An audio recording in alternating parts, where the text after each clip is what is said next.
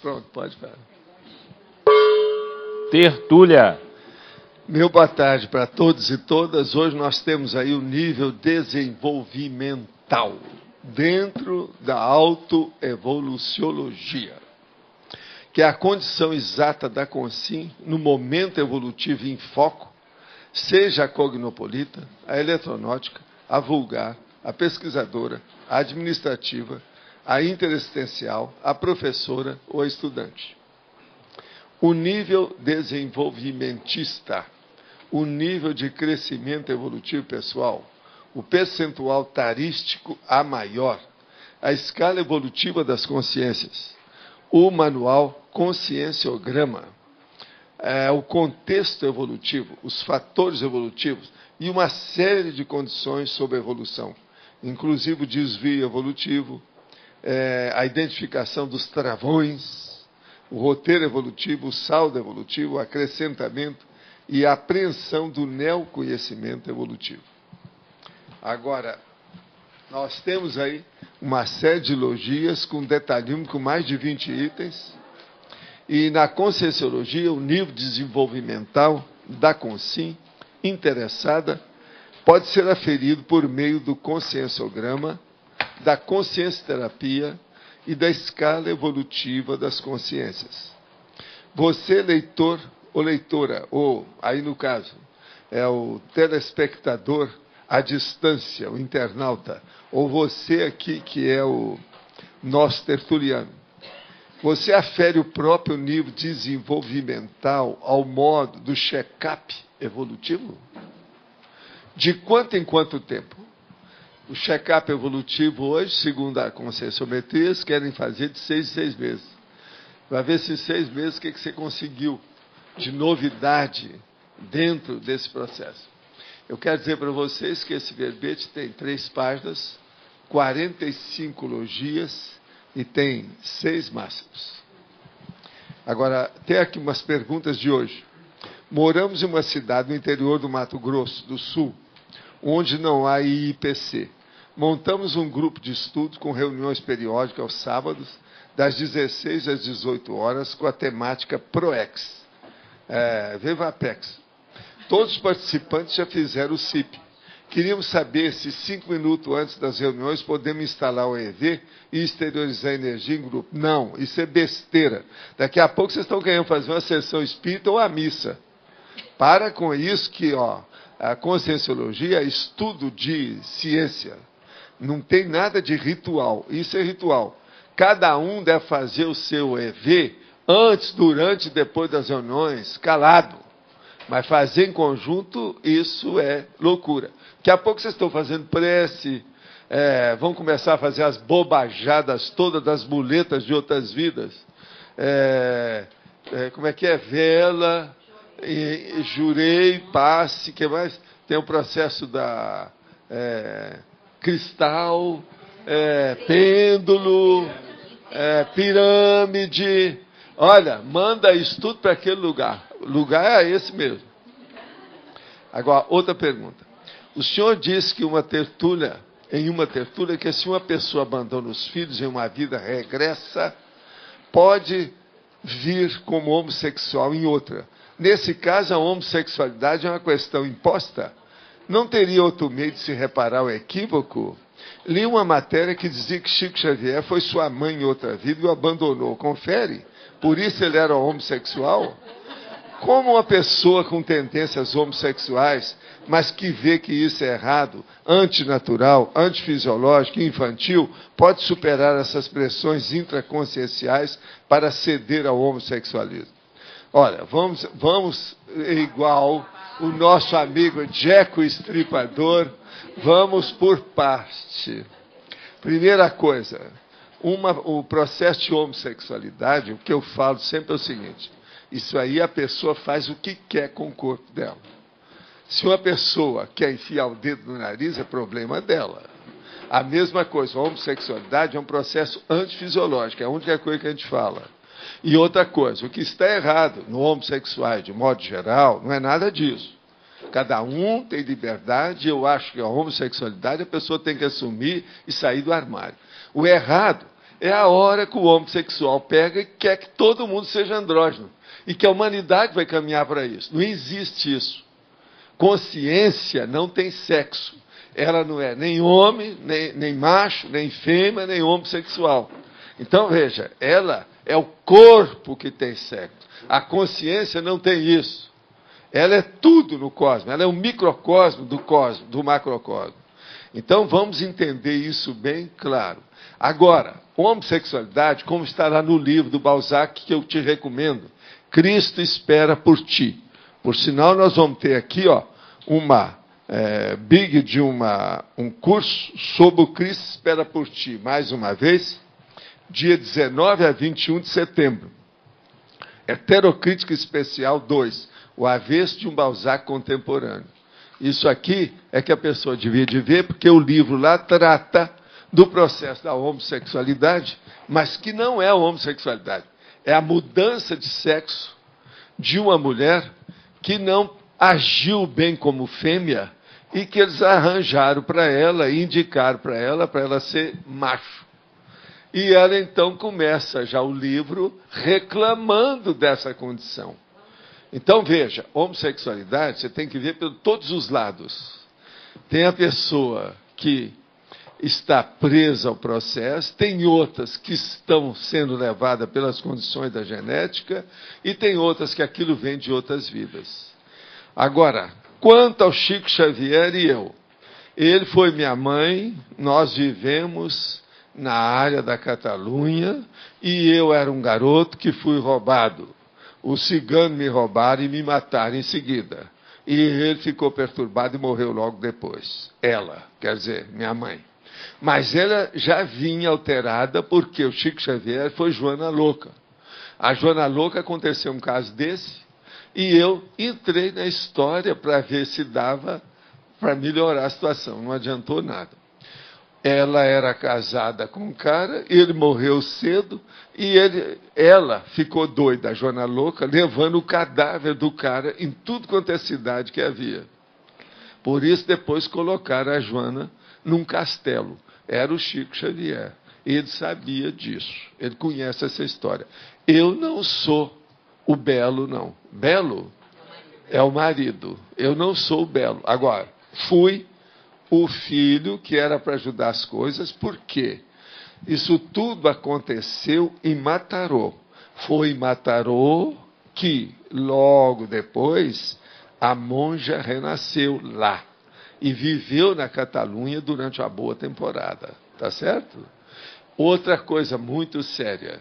Quando nós estivemos na Espanha, eu levei o Chico para ver algumas coisas da Espanha que tinha relação com a vida dele, de minha mãe, e com a vida minha de cigano. Cigano roubado, quer dizer, eu era cigano, não era cigano, mas fui roubado. Tá certo? E me mataram. E junto comigo tinha até outra pessoa. Agora, o que se passa? Isso foi uma pequena mini proex de propósito para ver se ajudava as coisas com ele.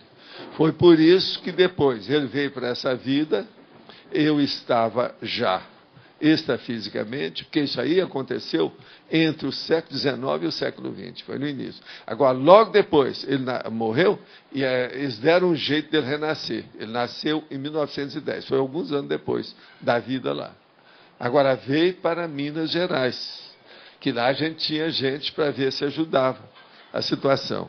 E outra coisa, foi aí que eu comecei a trabalhar mais com ele. Quando ele ficou doido, eu estava lá junto dele. E trabalhei com ele até 1931, fora do corpo. Foi por isso que mais tarde, minha mãe, que sabia dessas coisas, pediu para mim, vai lá e ajuda o Chico Xavier. Você já vem trabalhando com isso aí mesmo? O que você está esperando? Nem minha mãe não conhecíamos Chico Xavier. Nós fomos lá em 1955. E eu apresentei minha mãe para ele, e ele falou assim, Walter, eu precisava muito falar com você, com calma, que o Emmanuel me falou tudo a seu respeito.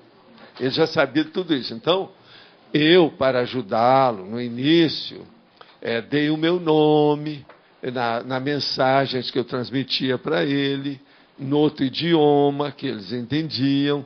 Isso foi lá pelos idos de 1927, antes de eu nascer.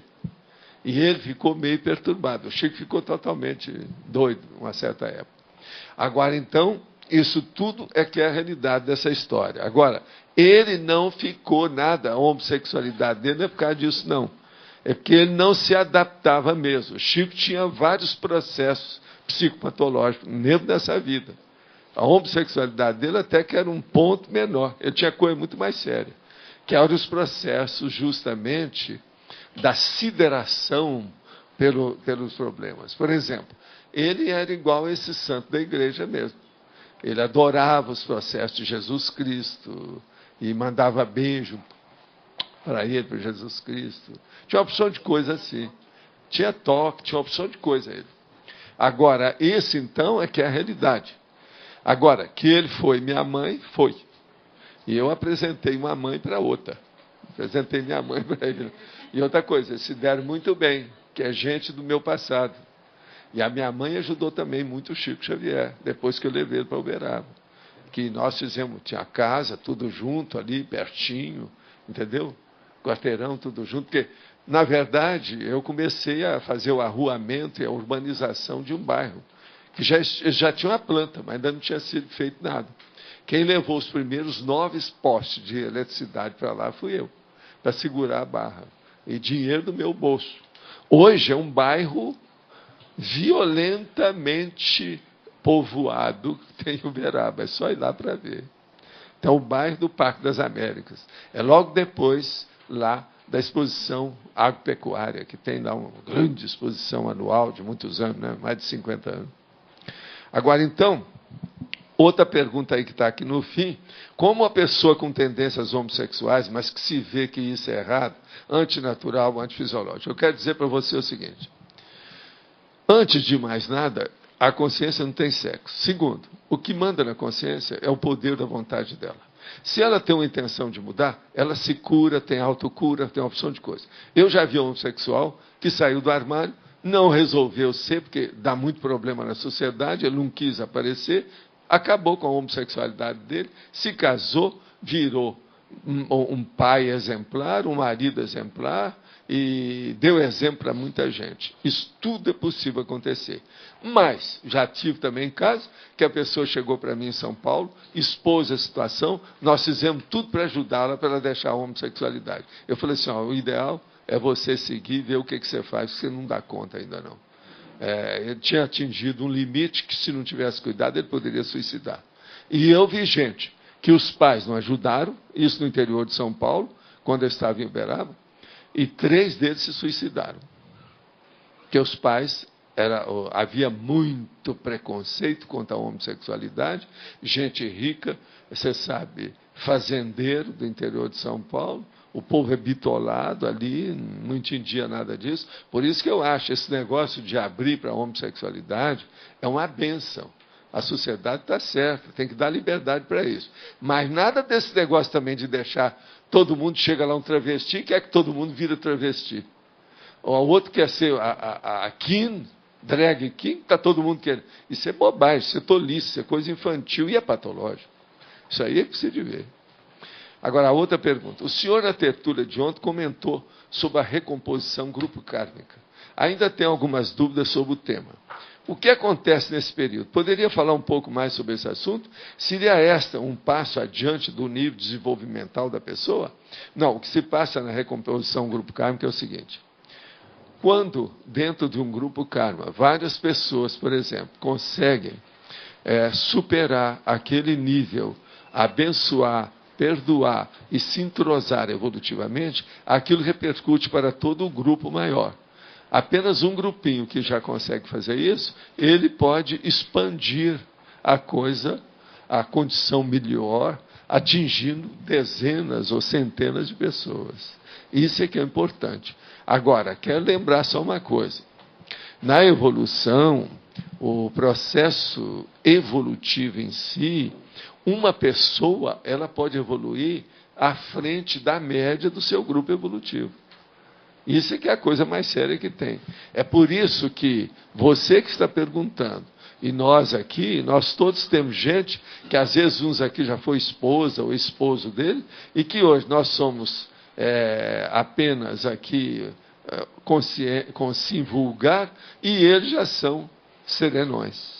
Então, as pessoas, as consciências em si, devido à vontade delas, elas evoluem na frente da média do seu grupo evolutivo. Agora, eu quero dizer para vocês que, a partir de hoje, eu vou começar a mostrar determinadas questões que nos fizeram e que foram refugadas para apresentar aqui. Ou porque eram muitas questões, ou porque tinha algum processo muito pessoal, ou porque era processo de elogio para a gente, que eu mandei que cortasse tudo e não apresentasse nada, que eu não estou aqui para estar respondendo e agradecendo todo mundo. Como eu falei, vocês estão perdoados e eu agradeço até o ano 3000. Está todo mundo, não é? Honradamente, já mostrei minha gratidão generalizada, então não preciso escrever isso. Mas então tem muita pergunta enroladinha. Então eu estou começando a ver. Eu estou com cerca de 400 perguntas que não foram respondidas aqui. Pergunta dentro de texto. Então já selecionei 3 que eu estou pensando lá dentro. Hoje eu vou apresentar 6. Nas próximas tertúlias, eu vou começar a apresentar alguma delas. Tem temas que às vezes merecem ser respondidos. De modo, eu quero avisar aí para os para-tertulianos, teletertulianos e superinformatas. O caso é o seguinte, doravante, de vez em quando, aquela pergunta que você acha que não foi respondida, pode ser que ainda vou responder, tá? Não há superstição ou misticismo nos números criados nos verbetes. Por exemplo, eu uso o número 2, 7, 12, 15, 20, 70. Não tem nada de superstição nisso. A intenção é didática. 7, por exemplo, para muita gente é número místico. Eu dou uma banana para isso tudo. Agora, 7 é bem melhor apresentar as coisas do que 5, por exemplo. Então a gente apresenta 7. 7 é bom porque isso já dá. Toda enumeração horizontal que a maioria faz, quase sempre vai até 5. 7 é muito mais raro. Pode olhar em qualquer texto. Na filosofia, na ciência, na arte, todo lado, na literatura. 7 é mais difícil. Então, eu já uso 7, porque tecnicamente falando, 7 explicita mais do que 5. Agora, outra pergunta que tinha lá.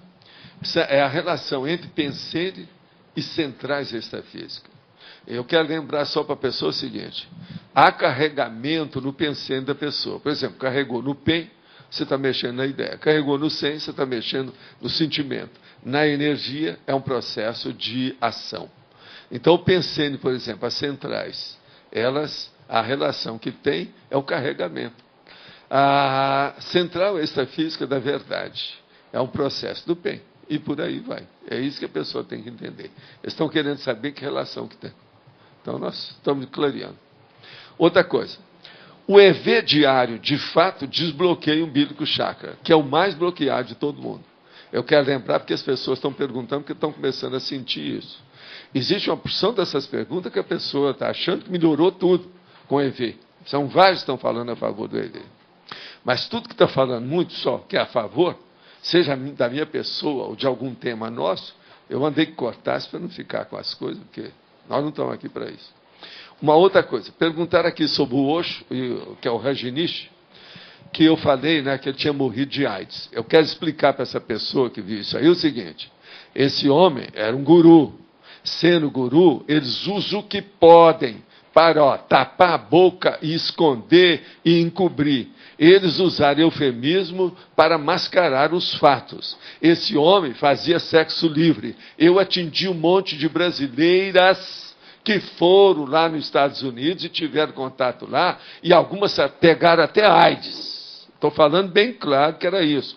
O homem fazia sexo livre e ele tinha AIDS. Todo mundo falava, e essas mulheres que foram lá, que eu atendi, tiveram com ele e sabiam que tinha AIDS. E outra coisa também, realmente a polícia estava atrás dele, tinha gente dos Estados Unidos, do governo atrás. Agora, existe também o caso que saiu na ocasião, que uma das secretárias, que ele confiava demais, roubou e saiu com a fortuna do dinheiro desse homem. Então, eu estou falando aquilo que eu sei, que eu convivi, que eu vivi com o povo. Eu não conheci o Osho pessoalmente. A única coisa que eu falo é o seguinte: ele era muito bom como plagiador. Ele plagiava muitas questões. Tem livro dele muito interessante, porque ele mostra o pensamento de outros autores e outras pessoas, que vale a pena ler os livros dele. Agora, que o homem era bem piradão e assediado, não há dúvida que era. Até o governo estava atrás dele. E tinha processo realmente de AIDS e de sexo livre. Gente, vocês já pensaram? O cara reunir centenas de pessoas nos Estados Unidos e sexo livre, sendo que a AIDS já estava graçando todo lado. Foi um tal de pegar AIDS, foi uma loucura. Aí o próprio governo entrou, um dos motivos não era só o processo da loucura dele, não. Tinha processo de sexo e de AIDS. Agora, outra coisa. Tem uma pessoa que está perguntando sobre o shiatsu e o EV. Então, eu quero dizer o seguinte, realmente, se você colocar no shiatsu e usar qualquer coisa da medicina chinesa, ou da acupuntura, o EV, do jeito que nós fazemos, ou usar o arco voltaico, você vai melhorar. Essa pessoa que escreveu falou que melhorou, que é um absurdo, que os pacientes dela, todo mundo melhorou, a hora que ela começou a colocar o EV, exteriorizar a energia diretamente com o processo. Mas é lógico. Agora, quero só lembrar uma coisa mais sutil. Faça o EV antes, durante e depois das suas sessões de trabalho de energia, seja de shiatsu ou não. Agora, outra coisa séria.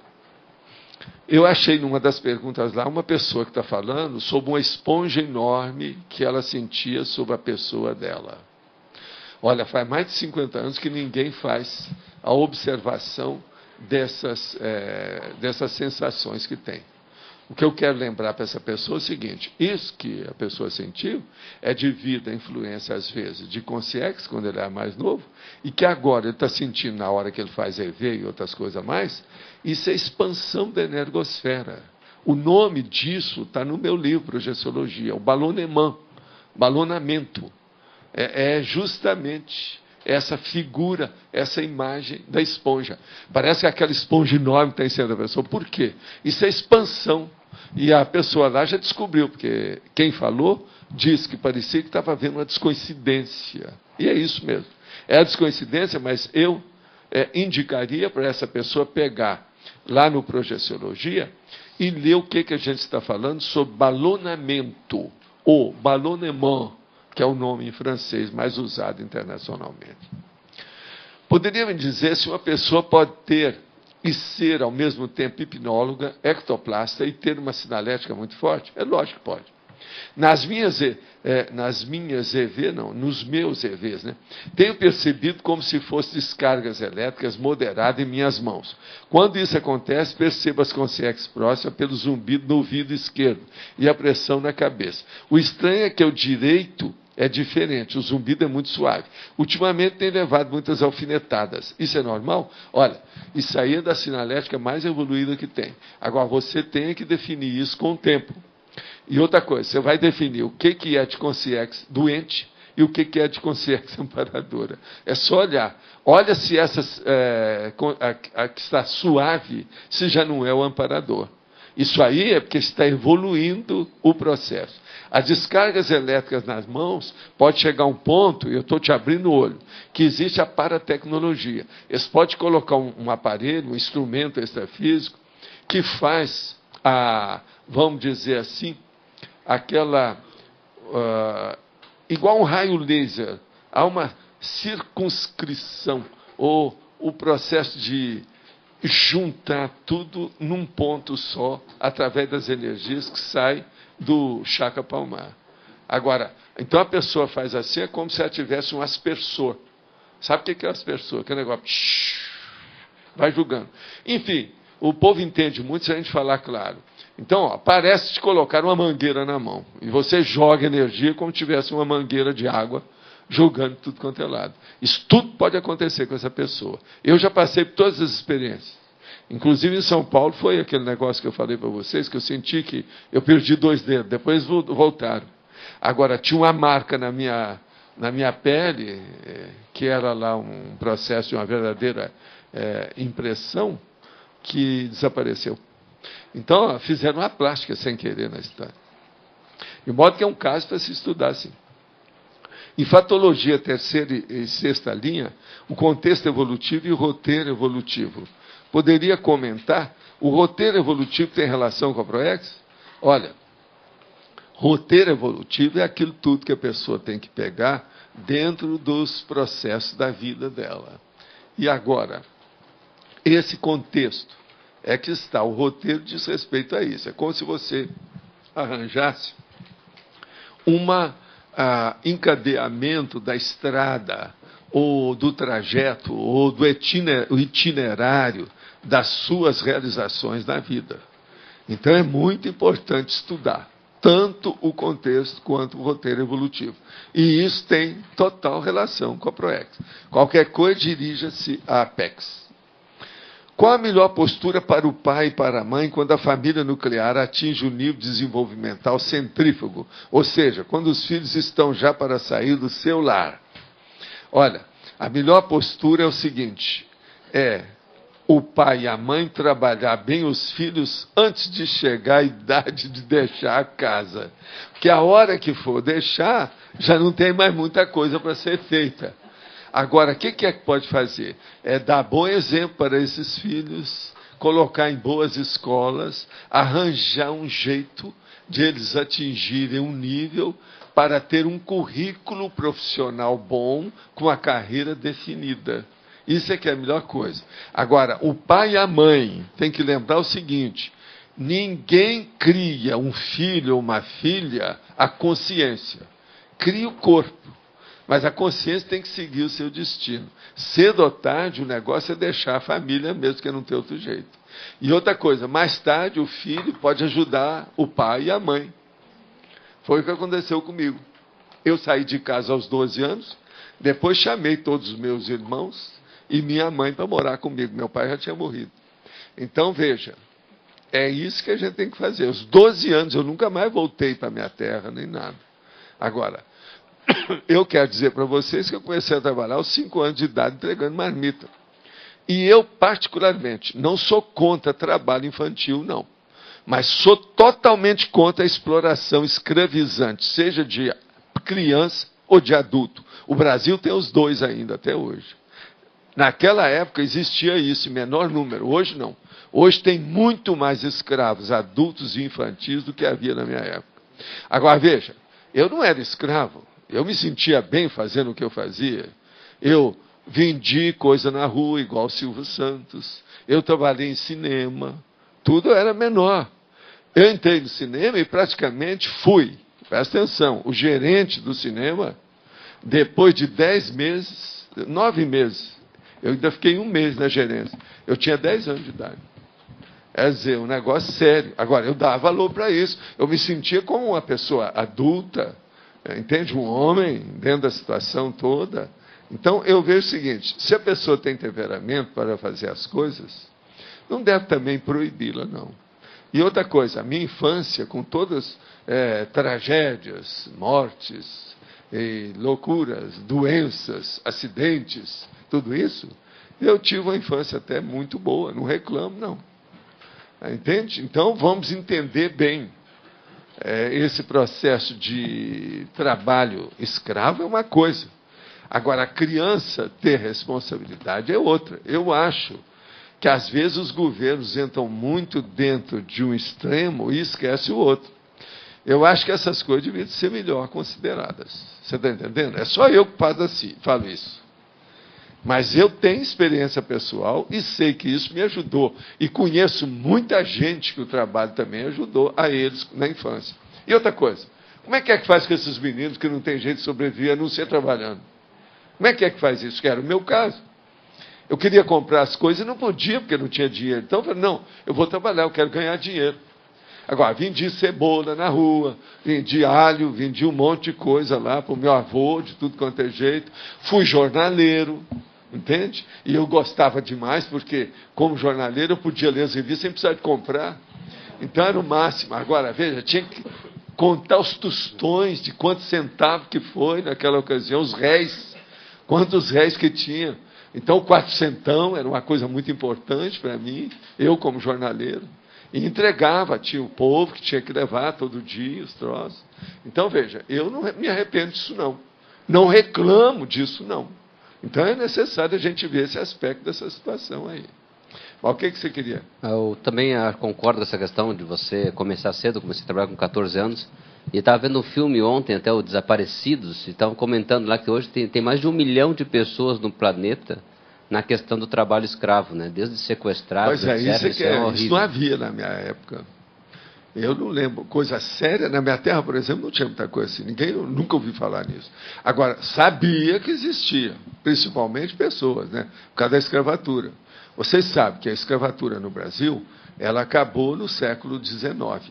Mas tinha muita gente que ainda era um pouco escravizada. E parece que hoje, professor, tem mais escravos que nessa época. Não, né? E os escravos hoje são brancos, preto, amarelo, roxo, né? De tudo quanto é cor. A situação é precária. Mas o que é que você queria falar? Só ilustrar o que você falou, que aqui em Foz tem um pessoal de Itaipu que faz assistência, o projeto Casulo, e que eles tinham feito um projeto de conseguir caixa de engraxate para os meninos trabalharem. E conseguiram. E os meninos estavam trabalhando. Aí foi o juiz lá e proibiu, e as crianças agora estão pedindo dinheiro na rua. Quer dizer, não adiantou eles tinham feito o trabalho. Isso aí já é isso aqui em Foz do Iguaçu. Tá de explicar isso. Agora o Brasil é assim, mas o judiciário está tudo furado. Né? O Brasil inteiro. Você não está vendo o Supremo com essas besteiras todas que estão fazendo? Agora, outra pergunta. Quais seriam os principais aspectos da organização consciencial a serem reavaliados para quem quer mudar de nível ou sair do subnível? Olha, a primeira coisa é ir para a Consciência ou ir para a PEX. Né? Mata ou morro. Não tem outra saída. Estudar a conscienciometria ou a consciencioterapia dentro dessas condições para a pessoa ver por onde vai. E chegar na PEX para estudar ProEx. É um dos caminhos. Então, é OIC, Consciência, Apex. Estão aí para assistir. Se a pessoa precisar, faz um estudo antes para ver se ela não é da AVA. Né? No início da tertúlia, falou sobre desvio evolutivo e identificação dos travões. Poderia falar mais sobre essas condições? O caso todo é o seguinte. Desvio evolutivo é aquilo que eu chamo de desviologia, ou desviacionismo, ou desviacionismo. O que é o processo? É aquela pessoa que chega, ela mesma admitiu uma opção de coisa para fazer nessa vida, chega aqui, ela começa a repetir dentro da auto-mimese dela aquilo que ela já fez em 3, 4, 5, 10 vidas. E ela se acomoda, se aninha e fica daquele jeito. Agora, quais são esses travões? A maioria dos travões são auto-mimese. É alguma coisa que pega e que a pessoa gosta. Então, uma das piores coisas que tem é quando a pessoa elege o seu hobby no lugar da sua profissão. Entende? Então, ele veio para ter uma profissão para ajudar os outros.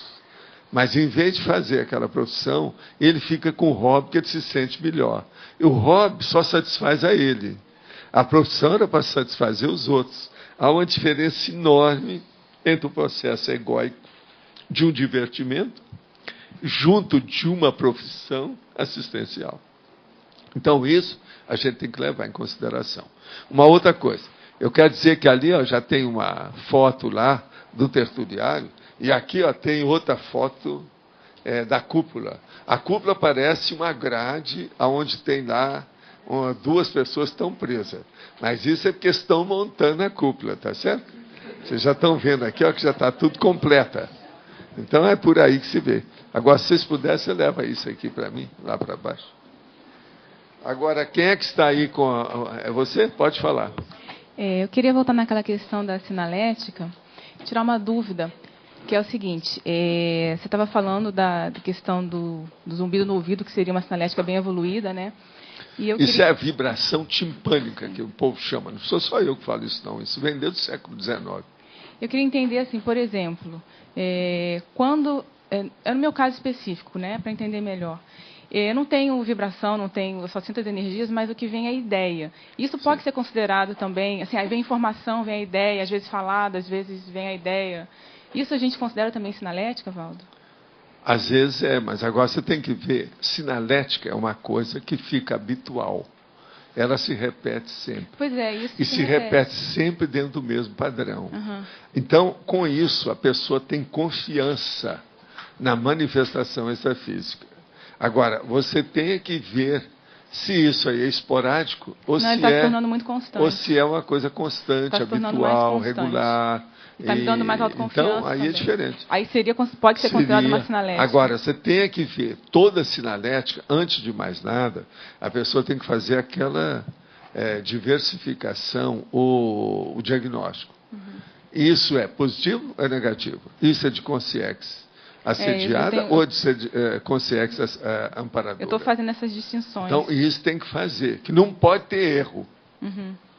A sinalética é uma coisa que é absoluta para a pessoa. Não para os outros, mas para a pessoa, sim.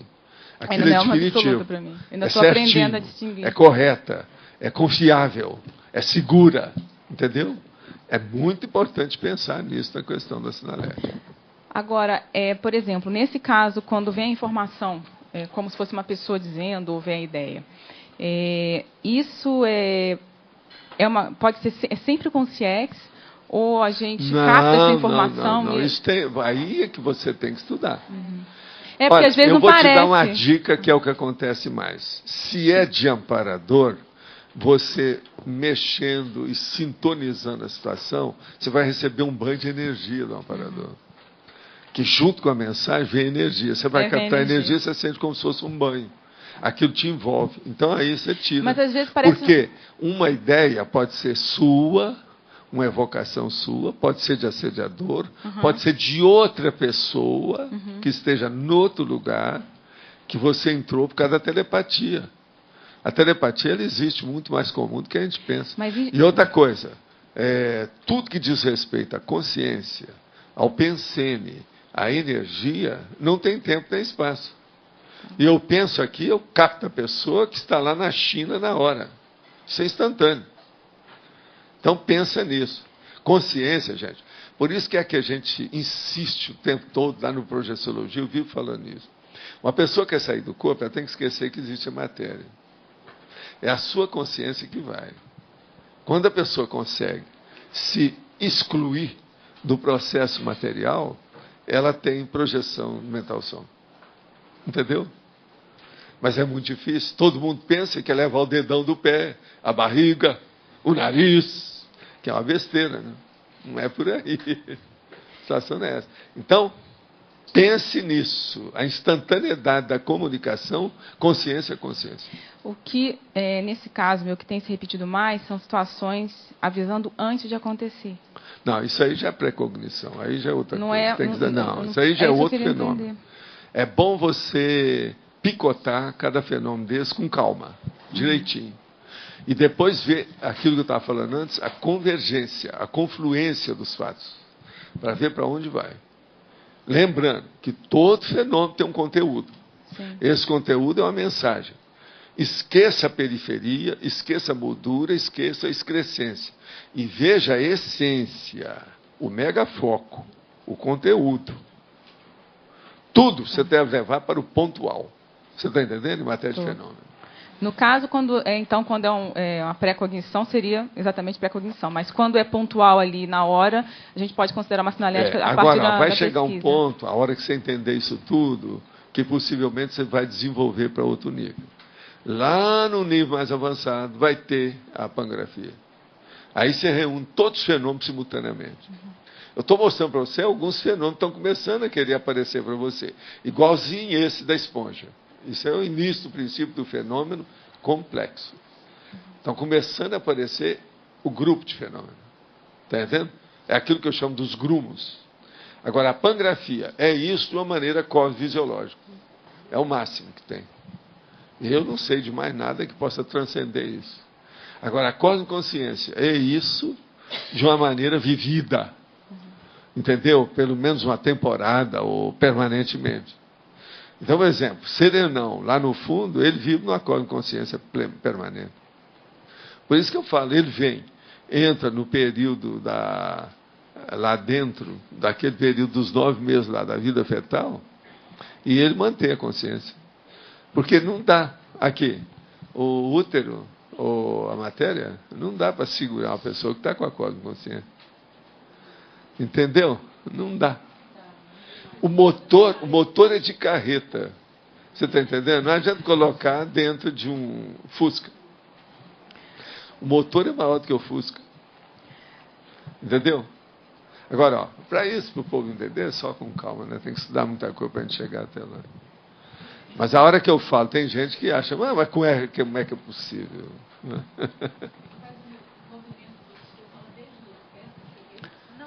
Não existe isso. Ele não perde a noção de nada.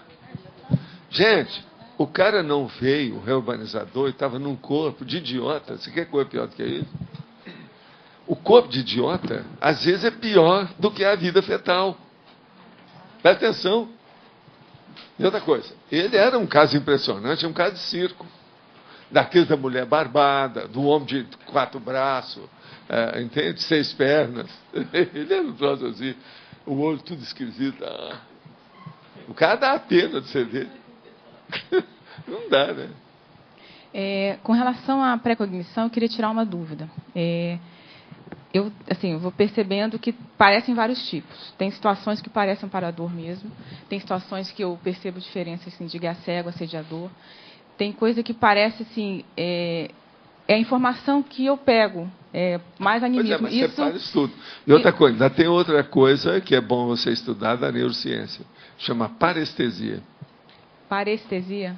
Vai estudar o que é isso. Parestesia. Isso aí também pode te ajudar.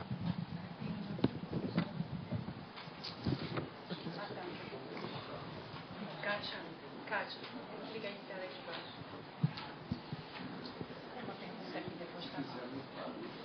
Não, vou desligar de baixo, tá? Pode falar. Professor, eu gostaria de saber, fazendo assim um comentário do nível desenvolvimental da conscienciologia hoje no planeta, e também em relação aos evoluciólogos que contribuíram aí para a chegada da conscienciologia e a estruturação dela aqui no planeta também, e que ajudaram também aí na construção dos livros Projeciologia. Se já há algum desses evoluciólogos que estão ressomados ou estão para ressomar, e qual vai ser o papel deles mais diretamente numa possível continuação de um trabalho aqui com a conscienciologia? Eu sei, a coisa mais séria que eu tenho certeza, eu só falo aquilo que eu já convivi ou que já vivi. Eu sou do princípio da descrença. Tem muitos evoluciólogos que nos ajudaram, principalmente do ponto de vista da intermissão. Nos 214 anos que eu passei como consciex, muitos deles que ajudaram a gente. Agora, não ajudaram a mim especificamente, não é bem isso. Eles ajudaram o movimento da reurbanização, e ainda estão ajudando até hoje. Agora, do meu ponto de vista, eu tenho um amigo que é de muito tempo, que é o transmentor, que eu falo nele desde lá do Projeções da Consciência, isso é desde que eu estava no Espiritismo. Ele me ajuda há muito tempo. Agora, a coisa mais séria, no meu caso, é o da monja, que é essa serenona, que também me ajuda há muito tempo. A coisa é antiga. Agora, do ponto de vista de evoluciólogo, do ponto de vista geral, os 16 ex-chineses que foram para a China já faz alguns anos, 4 deles são evoluciólogos. Agora, eles que eu sei, na ocasião, que foi o que eles revelaram para mim, cada um ia nascer em locais diferentes. Tinha um deles que ia até nascer no meio daqueles caras que vivem no subterrâneo da China. Você sabe que tem umas populações subterrâneas. Do jeito que tem Vancouver e outros lugares do Canadá. Só que tem que ir lá não é por causa de gelo. É jeito de viver. É muita gente subterrânea. E um deles eu sei que nasceu lá. Agora, esse povo está tudo articulando trabalho no sentido de melhorar as condições para expandir as ideias, por exemplo, da cosmoética, do parapsiquismo, do jeito que nós fazemos, a interassistencialidade, problema da evolução, entende? Esse é o caminho. Agora, de modo geral, aparece aqueles esporádicos, um ou outro, igual que apareceu outro dia o nosso amigo aqui. Entende? Isso a gente não sabe. Agora, pode ser que muitos ainda vão aparecer aí. Eu estou esperando aparecer um em carne e osso. Porque se passar, a gente passa a batuta para ele, né? Se o cara é bom, toma. Responde aí a pergunta que estão me fazendo aí, vocês vão perguntar para ele diretamente. É preferível falar com o dono da porcada e não com o porco que está aqui. Não é isso? Mas olha, quem é você? Eu queria voltar na sinalética, na resposta às perguntas iniciais na tertúlia, quando você falou das alfinetadas, que é um tipo de sinalética mais evoluída, tudo, eu não entendi por que essas alfinetadas. O que é isso? Como é que é? As alfinetadas como um tipo de sinalética?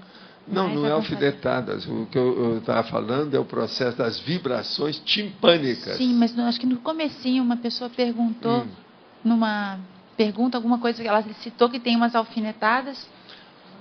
Aí você citou alguma coisa sobre isso? Sim, mas olha, isso tudo é um modo da pessoa expor. Uma das coisas que se fala muito é formigamento, arrepio. Tem uma listagem aí que a turma já estudou aqui no CAEC sobre isso por causa dos laboratórios. Essas coisas, com o tempo a pessoa vai definindo a relação dela com as consciências.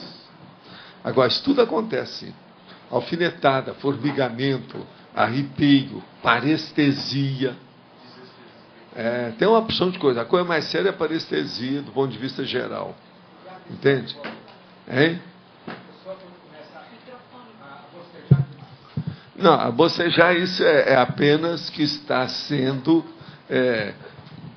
vamos dizer, melhorada. Está dando um banho de loja nela, tirando as energias negativas dela.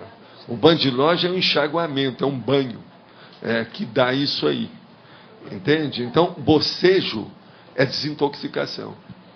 No meu caso, professor, eu faço TENEPS 6 horas todo dia. Uns 10, 15 minutos antes eu começo a bocejar. Isso é porque você não está se preparando. Se você se preparar, sentar, ficar mais tranquilo, exteriorizar a energia, você não vai ter nada disso. Isso aí é falta de... igualzinho a pessoa que não fez alongamento antes de começar a marcha. É o aquecimento, o alongamento. Está faltando isso. Faça antes, você vai ver que isso desaparece. Porque você não está preparado, você não está em forma. Então eles te dão uma geral para não criar problema.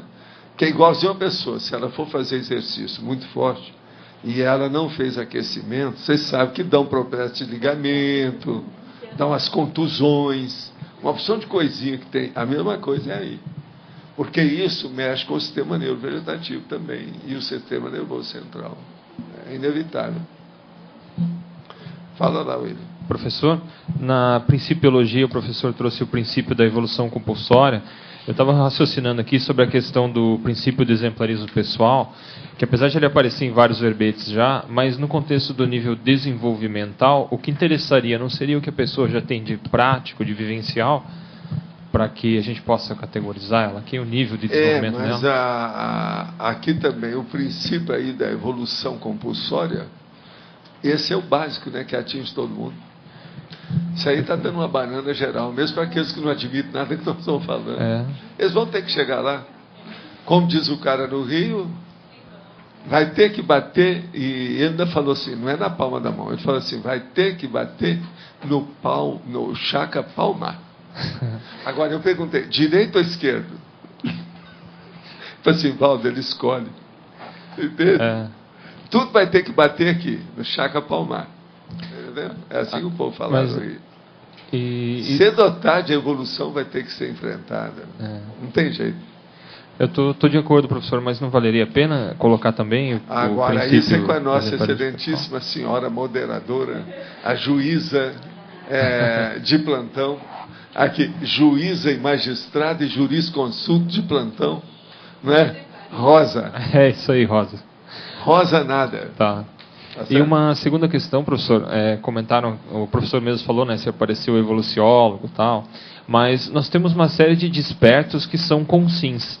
Esses despertos conscientes, eles estão lúcidos hoje para o contexto da conscienciologia, para o trabalho que a gente faz, um ou outro, pelo menos, uma coisa assim? Alguns estão assim, ainda semilúcidos, alguns têm dificuldade de admitir, outros, às vezes, não estão ainda na condição de admitir que eles não têm confiança ainda. Tem muito.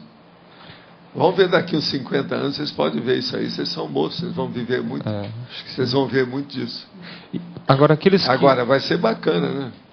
Arranjar essas pessoas. E essas pessoas não vão admitir fã-clube. Entendeu? Não vão admitir nada disso. Então não vai ter popstar, superstar, nada disso. Isso aí é que é um negócio sério. Entendeu? Tudo soco na cara e fratura exposta. O raciocínio que eu estava fazendo é que no verbete aparecimento dos evoluciólogos fica claro lá que esse aparecimento depende, na verdade, da gente, dos intermissivistas, né? A maioria. Se você, por exemplo, se predispor a saber realmente sem se perturbar, ele mesmo vai se revelar para você.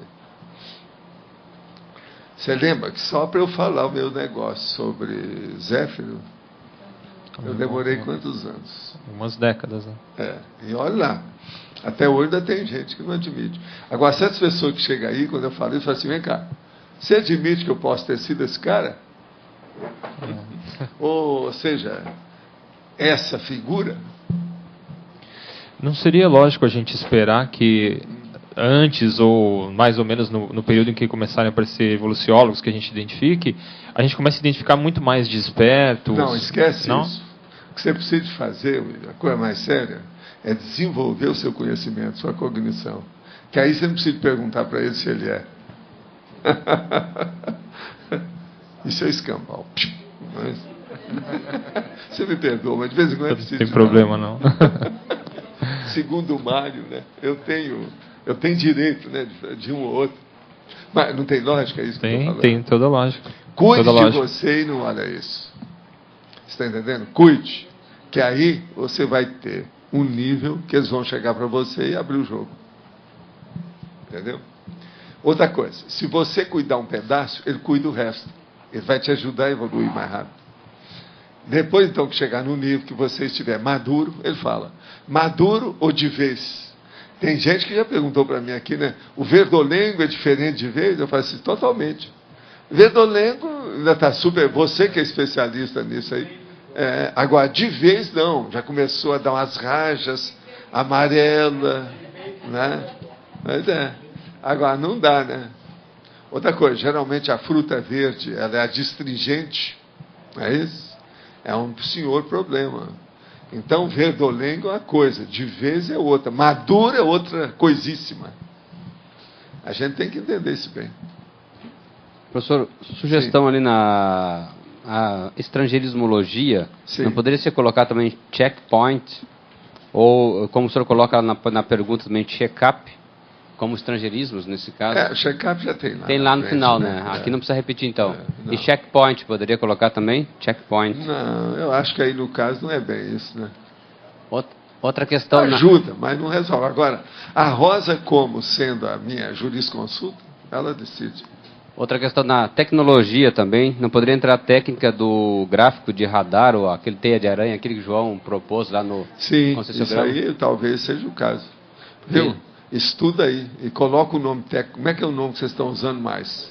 Gráfico 360. Da Rosa. Gráfico 360, que o João chama. Pois não, mas esse tem que arranjar um nome ainda. O nome técnico que eu conheço é gráfico de radar, ou gráfico de teia de aranha, mas ele chama de 360. Mas nem uma coisa nem outra, eu não gosto desses nomes, não. Está muito ruim. Tem que arranjar outro aí. Mas fala.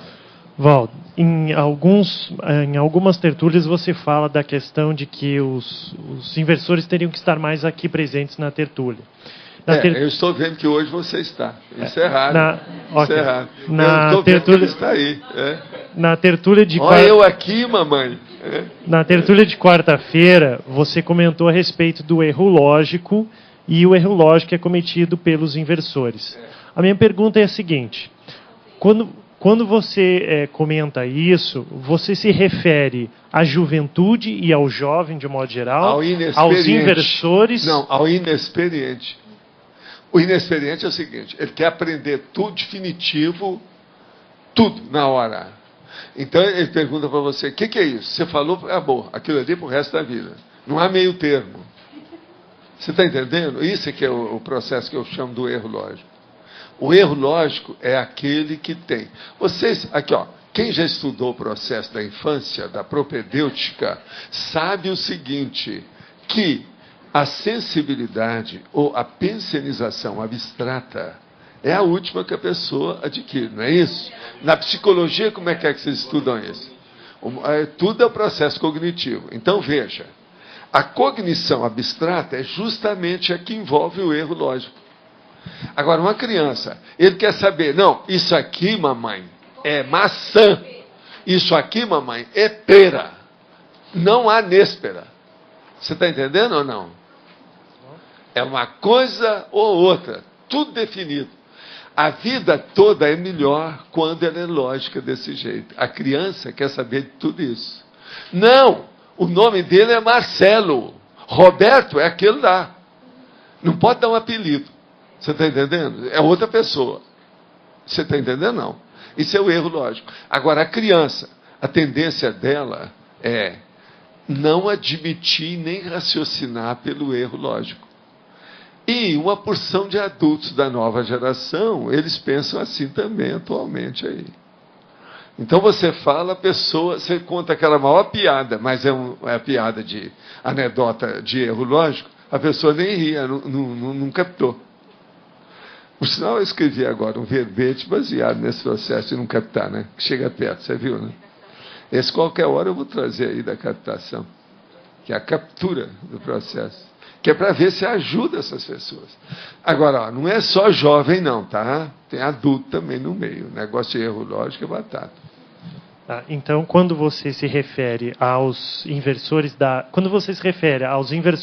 Sinvex, você se refere mais aos inexperientes e não necessariamente a maioria deles. A IC. Não, estou me referindo à maioria deles. Estão todos jovens, né? Eles nem aparecem aqui, você vê, eles não têm prioridade. Quem é que precisa estudar mais? Adivinha? O jovem. Então, quem é que devia estar brigando mais comigo? São eles. Lá no Instituto era assim.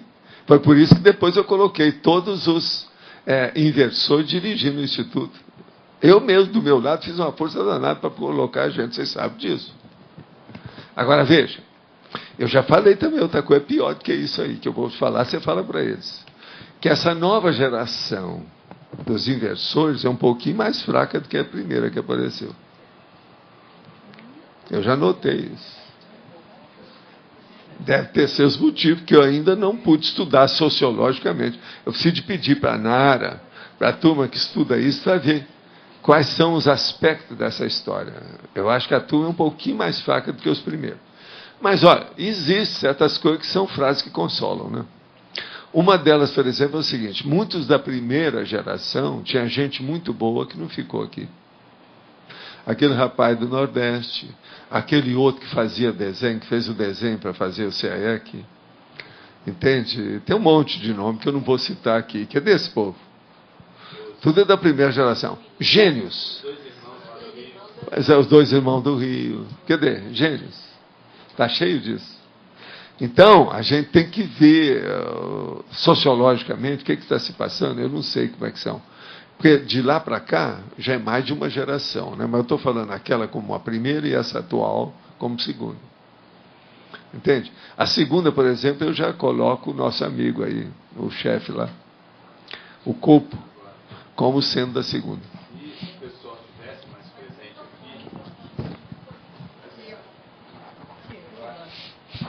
O Lógico está sempre se batendo nisso, ele tem razão. E já falei isso com eles também. Se o pessoal tivesse presente mais aqui, ia expandir mais a cabeça, ia ter mais depressa. É uma economia de males. Ia priorizar muito mais coisas. Vai cortar coisas. um monte de males. Outra coisa, aqueles problemas que vocês estão passando lá, em parte, é em função de não aparecer aqui. Minha opinião é essa.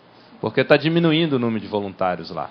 Verdade. Isso, em parte, porque não está aproveitando, não está sustentando. Você já viu aqui. que sempre que eu vejo, tem alguns deles aqui, eu toco no assunto, chamo atenção para ver como é que é.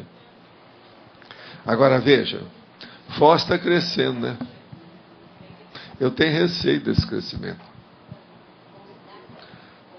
Porque a gente poderia se perder. Por causa do desvio. Dos desvios. A desviologia jovem. É verdade. Eu não sei o que eles estão fazendo. Agora, a desviologia. Pois é. Sovaldo, nesse caso dos jovens também o que eu vejo é que assim, quando eu sento para trocar experiência com eles têm muito a acrescentar para os reciclantes. Então, às vezes, essa atualização do curso intermissivo de vocês faz falta para a gente aqui na tertúlia e no dia a dia. E eu vou dar um caso prático. Outro dia eu precisava falar com um inversor, porque eu estava fechando um artigo que ia sair no jornal lá de Natal, que era para direito e inversão existencial. O artigo saiu, eu não consegui falar com ninguém. totalmente indisponíveis, todos. Tentei várias pessoas. Falei, bom, vai sair desse jeito mesmo. Agora, só uma Então coisa. vejam, a gente também precisa de vocês. Quantos componentes tem hoje na Sinvex? Tem, Funcionantes, atuantes, ativos, militantes. tem em torno de 20. Pois é. É muita gente, pelo menos uns 5 podia estar aqui de vez Podia em estar quando. aqui regular. Agora, só uma questão. Onde hoje é a maior condição de agente retrocognitor? Não, hoje mesmo já falei Aqui- com gente lá embaixo sobre isso. Aqui, o inversor é o maior agente retrocognitor. E aqui é onde está ocorrendo o maior processo de desencadeamento de retrocognição do curso intermissivo. Hoje eu Além falei de ideias com alguém novas. lá no Holocic sobre o agente retrocognitor para procurar a Sinvex. Mas aqui é que está ocorrendo isso. E isso está sendo Hoje de manhã. perdido. Então, a grande, vamos dizer assim, a grande mensagem não é somente, não é o ato de assistir a tertúlia pela internet, mas é o ato de estar aqui, que é isso que faz a diferença. Não, é o ato de comparticipar em favor deles. Ó, se vocês não quiserem vir, o problema é deles. Nós não vamos perder nada. Quem perde são eles. Você não acha? É isso também que eu penso. Quem é velho aqui? Sou eu. Jovem que vive com velho, se o velho não é bêbado e nem é toxicômano, e eu não sou, ele deve lucrar alguma coisa com isso. Escuta, você deve falar para ele o seguinte: o que esse povo vem fazer aqui? É porque o Valdo usa óculos, ou é porque é careca, ou porque tem uma barba branca? Não. Tem 542 pessoas no dia de hoje que vieram para cá mudar a residência. Eles estão no meio disso. Mas 20 não é nada em 542. A maioria não são da Sinvex. Fala isso com eles, expõe a situação. Agora, outra coisa. Eu penso que uma boa parte também é devido aos casaizinhos, os pombinhos. Isso aí prejudica a pessoa. Fica, né? Se fecha em 2, fecha em copas. Então ali vai criar um mundinho dele, a situação. Enfim, vai virar os bichos que já foram em outras vidas anteriores. Como Não é isso? Fala com eles isso também, os ninhos. Uma outra questão. Tá entendendo? Como conciliar o fato de ter que estudar, ter que trabalhar, ter que se manter O papai para poder... aqui conciliou isso tudo e deu uma banana para todo mundo. Eu estou aqui, estou vivo. Tive até infarto aos 28 anos. Poderia dar algumas dicas para essas não pessoas? Não vem com essa.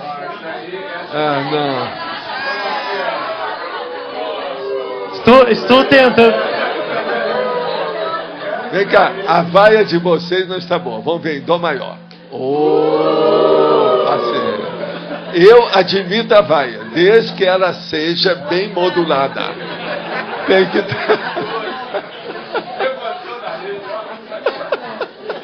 Vamos lá. Não pode ter vaia aqui que seja desafinada. Tem paciência. Isso eu não admito. Nem para mim, nem contra mim. Vamos lá. Eu vou continuar com a minha cara à exposição aqui. Marcelo, você está entendendo, né? Sim, eu estou entendendo. Só que eu estou... Agora eu vou te dar aqui, ninguém está escutando, só eu e você. Encapsulamento mental somático. Da próxima vez que você vir para defender a Sinvex, não venha sozinho, traga uns 5 com você.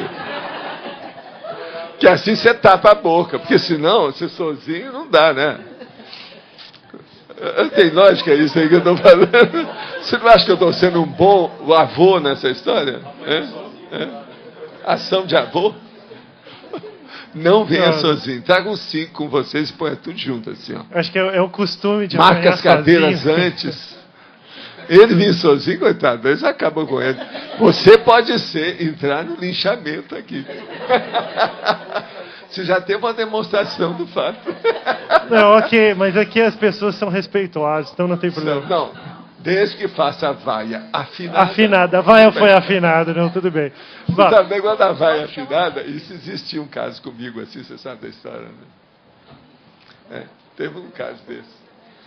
Que os caras estavam lá vaiando, queriam vaiar demais, falaram assim, olha, eu não entendo a vaia de vocês. Vocês trabalham com música e estão desafinados? Vamos ver, vamos reger isso. Como é que é? Dó maior? Fá? Vamos. Entende? Eu mesmo Ele dizia, agora vamos voltar, por que vocês estão vaiando? E comecei a dissecar. Entendeu? Professor... É isso que precisa ser feito. Agora, a vaia tem que ser afinada. Que negócio é esse? Agora, professor, só um detalhe aqui que levantar em relação ao Marcelo, que ele é o único da Sinvex que está indo lá no PAI desde o início e não, mas quantas vezes, participando, né? Mas quantas vezes que o professor falou que lá, olha, os inversores têm que ir nisso, desde o início. A gente fica na nossa, não fala muito, porque senão vai ficar aquela coisa, estão forçando a barra para fechar a turma. E a gente fala o mínimo possível, divulga como para todo mundo. Mas o único que vai é o Marcelo. Então, na prática, acho que é interessante analisar isso aí, para ver qual que é o envolvimento deles em todas as atividades, não só na tertúlia. Acho que é bom pensar nisso aí. Agora, você acha que a turma dessa nova geração de inversores, eles estão muito enrolados com a administração? Administração da própria vida, sim. É isso, né? Isso. Pois é. Agora, deve ter alguma coisa errada nisso. Porque eu era assim e dirigia instituições. Com idade menor, tudo. Eu tinha 15 anos, já dirigi um veículo, participava de um monte de coisa. Agora, Valdo, sem querer colocar panos quentes, mas vendo a realidade, a condição da primeira geração para a condição da segunda geração, né, tomando por base essa que você mencionou, a primeira geração tinha o IPC. Então, podia fazer muitas coisas dentro do IPC, era um único objetivo. Não. Hoje tem uma abertura, tem não, muitas outras Agora vou te situações contar um para fato se desenvolver. terrível nisso aí. Quantas vezes eu tive que entrar para defender os inversores, porque o Instituto acabava com eles. É o contrário disso. Bolas. Tem um monte, eu não vou falar os nomes aqui, um monte de professor veterano do Instituto, que hoje estão até fora, que perseguia. Eu tive que aparecer, tinha gente que ia lá atrás de mim. Valdo, não, ia atrás de mim. Vai lá, por favor, a pessoa chorando. A menina chorando. O que você quer? É o contrário que você está pensando. E outra coisa, o que é que foi feito? A Sinvex é uma IC deles.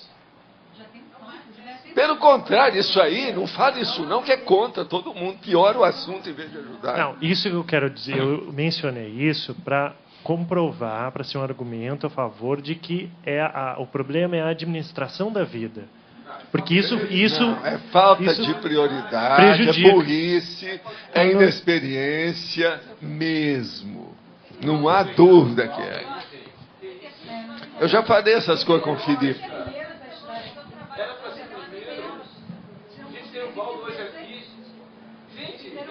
Mas agora, o negócio não era para estar aqui. O negócio é para estar aqui brigando, fazendo questão, perguntando, dando contra, debatendo, debate, refutação, confutação. É isso que está faltando. Bom, uma última questão então aqui para encerrar. Você, como advogado do diabo, você está ótimo. A lisura, né, a retidão, a correção, é um bom indicador para medir a qualidade da Invex? É, mas agora, de uma situação de vida juventude, que hoje é toda movida a cocaína, só de não ter cocaína, o cigarro ou a cachaça, já é uma grande coisa. Isso aí não há dúvida. Mas o problema é esse. A coisa mais séria para você medir a Invex é a autoconscientização jovem. É aquilo que nós chamamos da lucidez imberbe, ou a maturidade imberbe. É aquele rapaz, por exemplo, falando o homem, o rapaz, que ainda não tem nem barba direito, mas ele já raciocina com lucidez. Ou se não, aquela menina que deu o quinal, passou a perna em matéria de maturidade na mãe e no pai. Aquelas que iam lá em casa, que eu tive que segurar a barra, e a garota grandona, mas de 16 anos de idade. Muito mais madura do que o pai e a mãe. Eu já tenho, se você for pensar em matéria de Invex, é uma das coisas que eu trabalhei mais desde que nós fizemos o Instituto. E que me deu mais trabalho. Se não fosse a Graça e outras mais, nós estávamos no buraco, porque são elas que seguraram a situação. E outros aí também que ajudaram na questão do jornal e outras coisas mais. Tem vários aí outros. Está entendendo? Mas tudo, a gente segurando. Agora, o que eu vejo é o seguinte. Eu penso que uma das condições negativas que essa turma enfrenta é que nós estamos vivendo a época da fartura. Naquela ocasião, a primeira geração passava aperto, eles davam valor para as coisas. Essa turma não dá. É isso que tem que chegar e falar na cara deles. Mas é isso que eu queria dizer. Hoje eles há mais, estão na fartura, mais nadando de possibilidades. braçada, pensam que são dono do cosmos. Estão errados. Eles deviam de abaixar o facho, a crista e participar dos adultos e das coisas que existem nas ICs. Isso está errado. Só para lembrar, eu ainda era secretário-geral aqui, e aí eu conversei com o Alexandre, o próprio Felipe, para que eles fizessem as reuniões aqui no final de semana, ainda não tinha discernimento, para justamente estarem mais presentes aqui para a própria tertúlia. Então, você vê isso, eu saí da coordenação em 2005. Desde lá a gente já vem falando isso. Olha quantos anos já se passaram em função daqui do dia a dia. Todos esses anos eu estou com a tertúlia. 2005 foi quando eu saí. Então, só para lembrar. Anos que eu estou com a tertúlia. Agora, ó, antes do Loche, quando nós começamos com a tertúlia, os primeiros que eu pedi para participar dos casos foram eles. Depois desisti. Depois é que o Loche veio com as mesmas ideias, eu deixei caminhar. Mas eu desisti. Quando eu vi que estava difícil, ou que tinha... Eles me falaram, não, nós somos poucos. Então, deixa eu... Ovaldo, tem uma variável que eu estava pensando aqui, que pode ser que ajude, que se a gente estudar a grupalidade de jovens, essa identidade de grupo que eles criam, eles se fecham muito no grupo pelos pares. Pode ser que isso esteja acontecendo lá também, não, porque aquela coisa é um ninho. É um ninho. A hora que começa a fazer o ninho. Porque os jovens se identificam e se satisfazem entre eles. Então o mundo acabou, entendeu? Isso é natural da juventude. Então pode ser que isso tenha acontecido. Então, quer dizer, reciclante, os outros, entendeu? Não, é o tal negócio porque da não dá, porque eles se satisfazem. Eles se satisfazem. É eterna lua de mel. Pode ser que isso aconteça. É um fato, isso aí. Professor Agora, Valdo, totalmente da inexperiência. eu não sei, eu gostaria que o senhor falasse um pouquinho mais sobre a questão da vaia que aconteceu aqui. Eu não sei, eu normalmente não participo. Não, a vaia, isso faz parte do nosso trabalho. É que eu não sei, eu achei que uma isso vaia, pode reprimir às vezes, um pouco é muito didática. Ela é ótima. É porque é a hora que dá o consenso sem precisar de fazer eleição. Entende? Dá um consenso na hora. Então ela é muito positiva. Agora, a vaia não pode estar fazendo bagunça. Então eu gosto que tudo seja ordenado. Vamos. Porque afinal de contas, isso aqui é uma aula. E eu sou professor. Se o professor deixar a aula transbordar, está danado. O nome não é transbordar, o nome é outro. Chama desbunde. Isso não pode. O que eu fiquei me questionando em relação a isso, até que ponto a gente não vai ficar, a pessoa não se sente meio reprimida. Ah, que bom, que sinta. Pra colocar as ideias. É uma beleza. Olha lá como é que ele está reprimido, olha lá. Escuta, o meu modo de agir, jamais eu faço repressão nos outros. Eu falo a maior verdade na cara da pessoa, ela treme toda. Você está entendendo? Mas não fica reprimida. Pode olhar. E depois vem as pessoas, te agradeço que você falou, foi bom, não entendi muito, hoje eu estou entendendo um pouco mais, agora estou com as questões. Por isso que a pessoa volta. Agora, vaia faz parte do serviço da vida pública. Quem tem vida pública precisa de enfrentar uma vaia. Quem não sabe enfrentar isso é boboca, tipo Lula, que não sabe enfrentar uma vaia. A gente tem que enfrentar. Você está entendendo? Agora, o que a gente tem que chamar a polícia é quando tem linchamento. Do jeito que uma vez quiseram fazer comigo em Uberaba. Que eu estava defendendo as coisas. Porque aí não é vaia mais. Eles vêm para te massacrar. E esse negócio de massacrar, de ser vítima de massacre, eu conheço muito antes das minas subterrâneas. Você está entendendo? Eu já conheço esse negócio. Então, não incomode com isso, não. Faz parte do serviço. Agora, o que é que precisa? Precisa de ser uma coisa espontânea. Igual eu.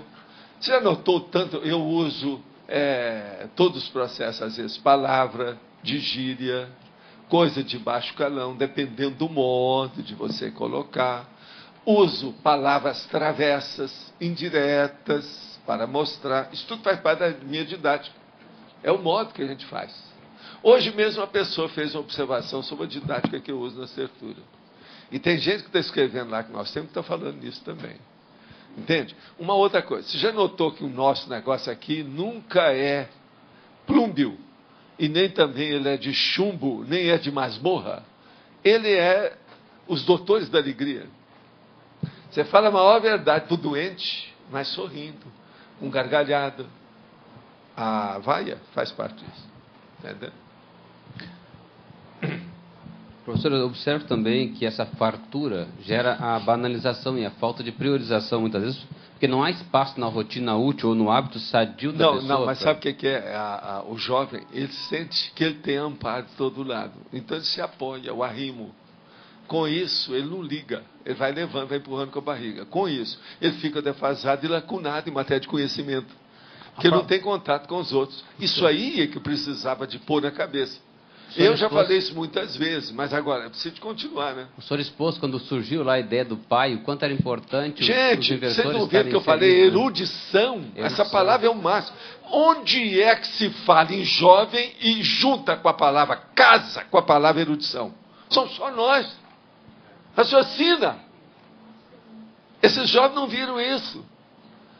Eu desafio eles a arranjar em algum lugar do mundo, algum lugar que eles colocaram jovem, junto da palavra erudição. Que você vai falar, a pessoa vai falar, não, isso é impossível, é incompatível, isso é loucura. Isso é...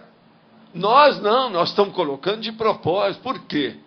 Um jovem, quando chega, como já aconteceu muitas vezes no Instituto, essa coisa toda, ele chega com curso intermissivo, ele é superior em conhecimento da inteligência evolutiva do que a média mesmo da eletronáutica, da universidade, tudo isso. Ele sabe mais do que aquele povo. Ele tem a erudição do prioritário, daquilo que interessa, e banana para o resto, não interessa. Não tem lógica isso? Observa. Agora veja, a palavra erudição. Como é que é o pai? Fala alto. Onde é que vocês já ouviram isso, gente? Nunca houve universidade nenhuma isso. Eu acho que eu agora, doravante, viu, Mabel? Eu acho que eu tenho que conversar algumas coisas e falar umas coisas mais claras aqui mesmo. Alguém vai me entender como cabotino, mas é o jeito. Eu preciso te falar umas coisas novas que nós estamos falando, que o povo está tudo usando, pensa que isso é banal. Isso apareceu já há milênios. E a vovozinha? Esse aí é um deles. Gente, onde é que vocês ouviram falar nisso? Mocidade, juventude, com a palavra erudição. É igualzinho a polimatia, bora. Não tem. É impossível para esse povo. Eles acham que aquilo, eles determinam e, vamos dizer, estigmatizam a pessoa dentro do nível e acabou. Agora, veja, eles não entendem nada de superdotado. Não, e outra coisa, o povo não entende, a maioria não entende nada de superdotação. Agora veja, a superdotação nossa é a pior que tem, a mais braba para se manifestar, viu? Mas é isso que você tem que falar com eles, que é o processo intermissivo. Essa superdotação é da inteligência evolutiva, como é que fica? A maioria aí não sabe nada disso. Olha, é bom eu lembrar de certas coisas. Antes de fundar o Instituto, 1987, dia 13 de dezembro, lá em Campinas, Unicamp, a hora que vem aqueles caras todos, a hora que eu acabo de falar lá, defendo 4 teses minhas, eles mesmos que pediram, o movimento, o evento foi organizado para isso, tinha gente de dezenas de cidades do Brasil, todo mundo foi lá a hora que viu que eu ia defender aquilo. O Instituto não existia. Agora, o que é que se passa? A hora que chegar 3 caras, que era PhDs, de tudo quanto é lado, é do MIT, é da Sorbonne, do Diabaquá, tinha um cara que até tinha estudado na Rússia, todo mundo lá. E eles vieram fazer umas perguntas para mim sobre o processo da consciência, eu falei assim, espera. Chamei 3, uma menina e 2 rapazes. Um dos rapazes é até um louro que estava lá conosco. E falei com eles, quem vai responder para vocês é eles, eu vou só superentender. Os 3 meninos deram um banho de loja sobre o processo de consciência nos 3 professores, tudo de cabelo branco.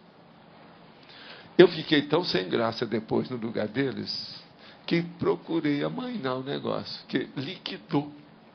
Mandou para o escambau em minutos. Agora, tudo por quê? O negócio todo era derivado do Homo sapiens sereníssimos, que foi uma das 4 teses que eu fui defender, sendo que essa foi eles que escolheram. As outras 3 fui eu. Entende? Agora veja, são jovens. O rapaz que mais defendeu lá tinha 15 anos. Depois eu sei que ele foi para a Europa, ele não ficou aqui, não sei o que é, mas ele já estava sabendo tudo naquela ocasião. Você estava lá, você viu, você chegou a ver, né? Agora, eu estava lá e foi assim mesmo que aconteceu, lá em Campinas. Agora, ó, os caras, antes disso eu já tinha falado lá, que tinha um amigo meu que veio do movimento espírita, que mexia com comunicação, aquela coisa toda, que a hora que eu falei, o primeiro dia para o segundo, ele ficou sem dormir. Quando eu cheguei embaixo para tomar café, ele estava tomando café e falou assim, eu não pude dormir. Eu estou aqui há muito tempo. A madrugada toda eu passei aqui. Eu me lembro que esses 3 jovens, eles eram projetores e estudavam muito próximos de você, que vai ao encontro do que o Marcelo está falando ali, né? Agora, o Louro lá é que era brabo. O Louro é lá do povo de São Paulo. Aquela menina jovem também. Agora, depois eu fui, por exemplo, e teve aquele caso também, que apareceu aquele rapaz, que era homossexual, e que eu falei para ele, e que ele saiu do corpo na hora que eu fui mexer na televisão. Ah, depois. Isso eu estava atendendo a televisão lá no fundo do salão de convenções, isso da Unicamp. E o rapaz foi fazer o programa comigo. Na hora que ele falou assim, mas como é que é esse negócio de projeção? Eu falei assim, não, você joga energia na pessoa, e tinha um rapaz na minha frente. Eu fiz assim, joguei energia, ele só fez isso. Aí ficou a segurar o corpo dele e o cara filmando, sabe, na televisão. Ele voltou, ficou e falou assim, não, eu olhei lá de cima e vi vocês todos, eu estava no teto. Eivaldo, foi tão significativo. Depois daquilo, a opção de coisas desencadeou a formação do Instituto. O nome dele, como é que é? Acho que é a Gilson, né? Esse não aqui. me lembro, Valdo, esse aí mas que lembro saiu dos do corpo personagens, das moças eu me lembro.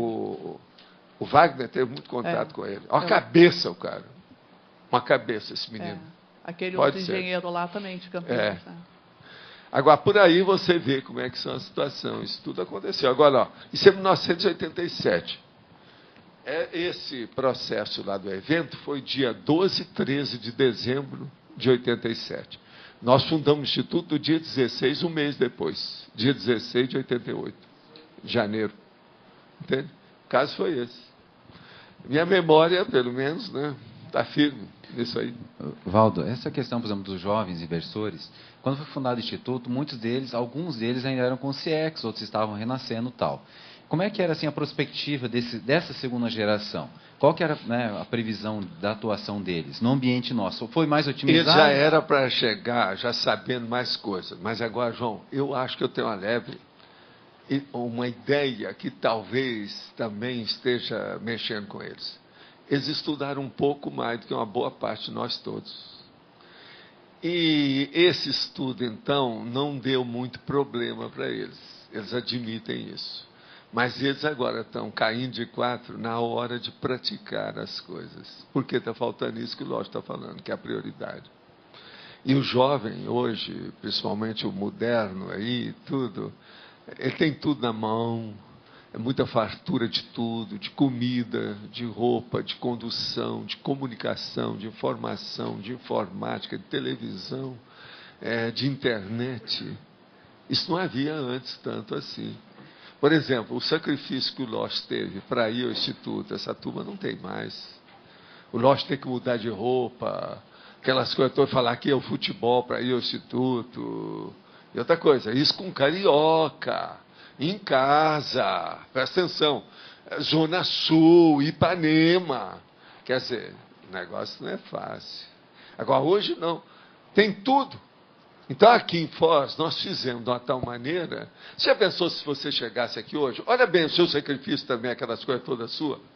Se hoje você chegasse. É muito mais fácil hoje.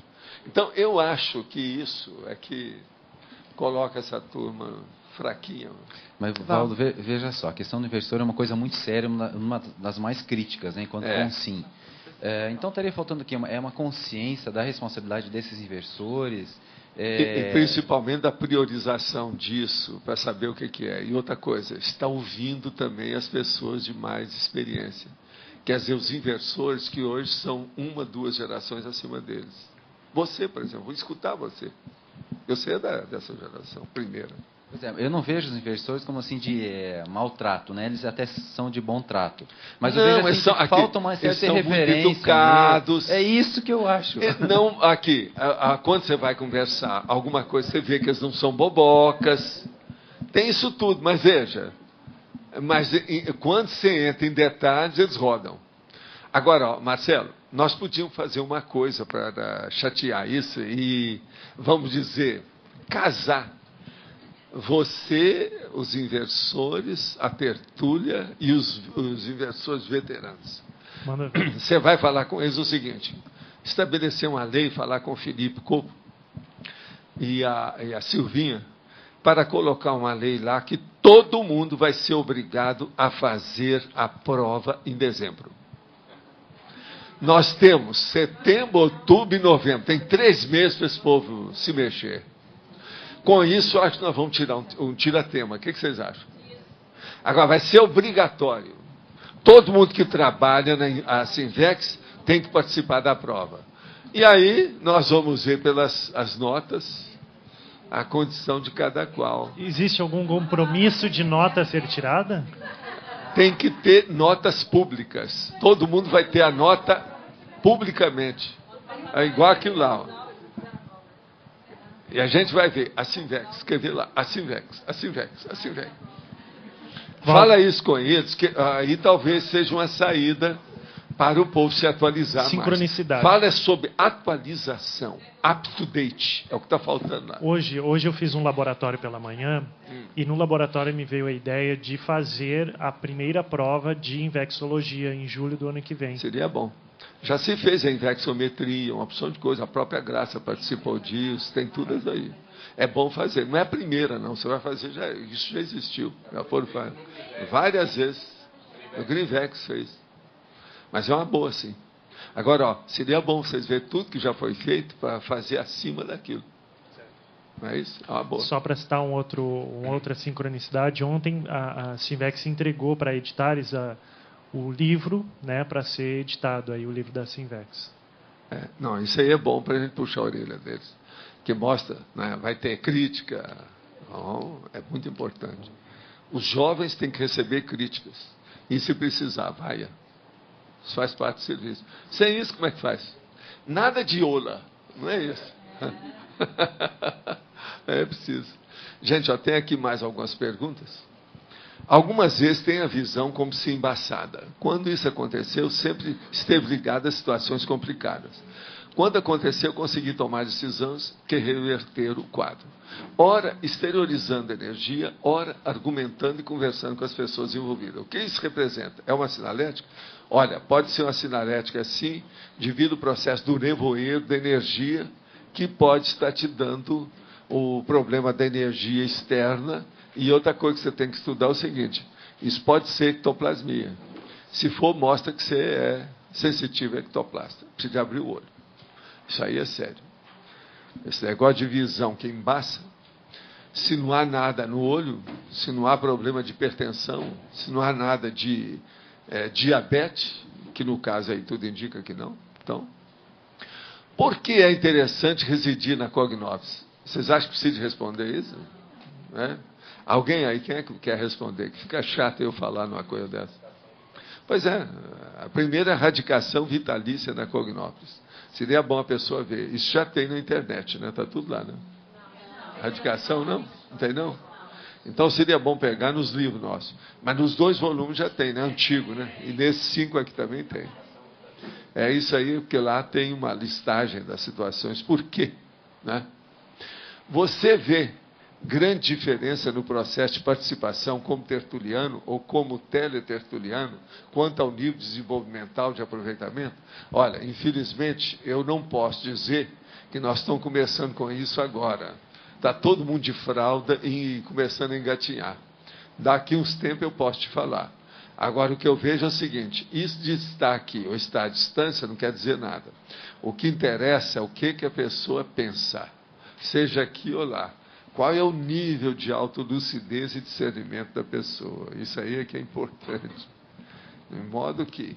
Agora, é lógico, uma pessoa, pessoalmente aqui, ela vai entrar diretamente na energia, querendo ou não, e o tempo todo. Ela pode desenvolver mais depressa. Chega-te aos bons que você vai ver que você é melhor do que ele. Então, isso é muito importante. Tá certo?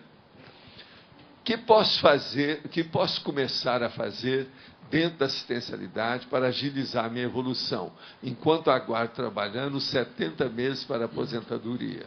Explico. Trabalho em turno de 24 horas, o que me impossibilita de iniciar a TENEPS. Sou policial rodoviário. Olha, primeira coisa é o seguinte, trabalhe esses 70 meses usando o seu estado vibracional em tudo que você for fazer. E dirija-se ao seu trabalho com mais lucidez aquilo que você faça. Para você não fazer nada que você vai arrepender amanhã. Agora, espere para você fazer a TENEPS e as coisas todas daqui 70 meses. 70 meses não é tanto tempo, são 6 meses, 6 anos. Vamos com calma. Para quem já esperou tanto tempo, isso não é nada. Aposentadoria, ele é homem, a aposentadoria é 35, não é isso? Então faz 29 anos que ele está trabalhando, seria isso? Mais ou menos é isso. Então vale a pena esperar. O que são 6 anos para 35? Né? Quero te dizer que depois de ter me afastado da Conscienciologia por um determinado tempo, estou retornando para colaborar como voluntário aqui em Natal e com muita vontade e determinação. A tertúlia contribui significativamente para isso. Viva a tertúlia! Tá, obrigado. Esse aqui não precisa de colocar, aquilo está só falando a favor, isso não leva a nada. Tá certo? Esse é que nós cortamos. Ó. Preciso te falar lá que esses aí não precisa. Tudo que for elogio, que está exaltando as nossas coisas, mas que não está esclarecendo nada, não resolve. Entende? De elogio, eu já perdi várias vidas anteriores. Fala. Professor, na cognatologia, o senhor cita o ecodesenvolvimento. Queria saber como o senhor vê o desenvolvimento do planeta e a perspectiva para as gerações futuras. O que eu vejo é o seguinte, nós temos que bater a favor o tempo todo da ecologia e combater os anti-ecológicos, ou os ecochatos, ou o povo que seja, que está fazendo besteira mesmo, às vezes com boa intenção.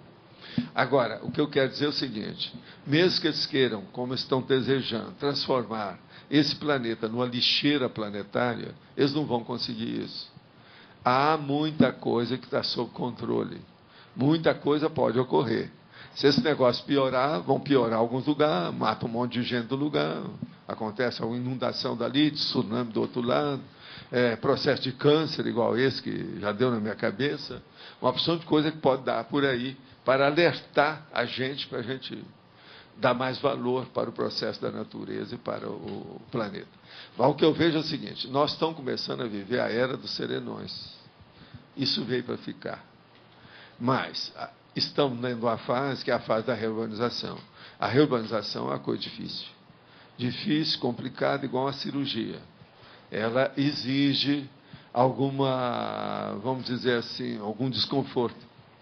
Então, nós estamos vivendo justamente essa fase do terceiro milênio do desconforto. Eu acho que muita coisa das Conselhos, por exemplo, ainda vão piorar até 2075. Vamos ver o que é que vai sobrar depois disso, com a situação toda que tem por aí. Então, essas loucuras todas que nós estamos vendo é o seguinte, nós estamos recebendo o povo que a gente mesmo ajudou a ficar perturbado. Então, a culpa também é nossa. Ninguém escapa disso. E a gente tem que saber conviver com isso numa boa, né? Procurando ajudar. É o que eu tenho feito aqui. Mas, em primeiro lugar, falando a verdade. Pelo menos uma verdade relativa de ponta, que nós falamos aqui, que é a verpom. Se a gente não falar uma coisa dessa, você também está sendo comparsa, cúmplice, entendeu? Está compactuando com aquilo que não interessa. É necessário a gente ter glasnost, transparência, fidedignidade nas coisas. É o que nós estamos tentando fazer. Agora, ó, faça a sua parte. Eu quero dizer para você que ele trabalha com direito lá. Viu? É bom você entender bem que o rapaz é bom na história. O Rafa. Olha bem como é que ele é. Eu falei com ele para procurar até o Júlio César, para conversar com o Júlio César. Você conhece o Júlio César? Pois é. Ele está por aí? Não, hoje não.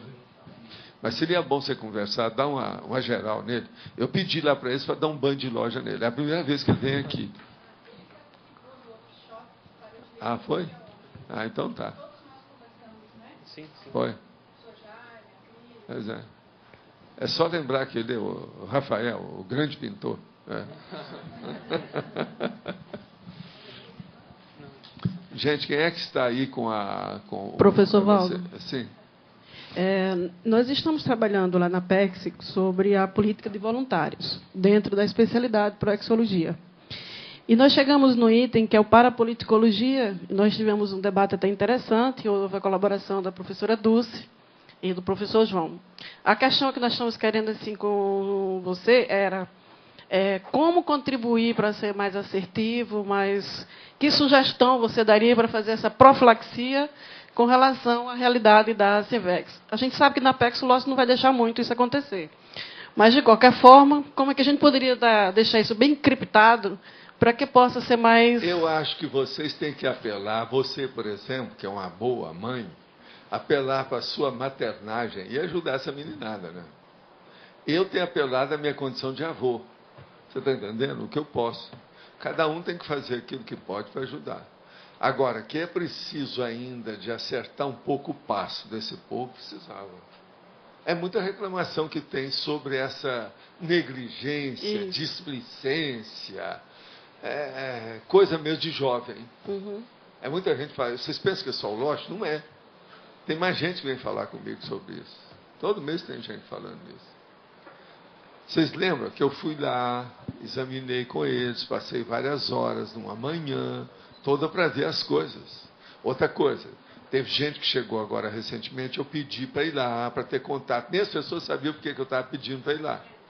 Eu tenho mandado um monte de gente para a Sinvex para ver a turma lá. Entende?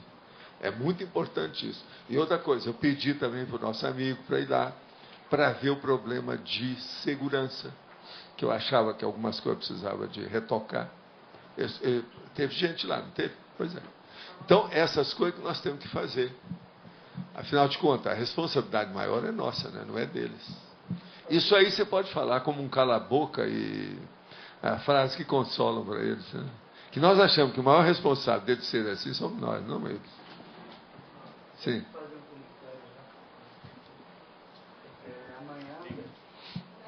Amanhã nós vamos fazer uma parceria com Visita à Natureza e o curso da Biocan. Então, a gente está estudando aqui no campus, em toda a Cognópolis, assim, novos roteiros para a gente estar trabalhando. E a gente vai fazer uma visita. Vão até lá? Vamos até lá. A pé? Fala com o povo para levar chapéu e guarda-chuva. Isso, a gente vai de manhã. Guarda-sol.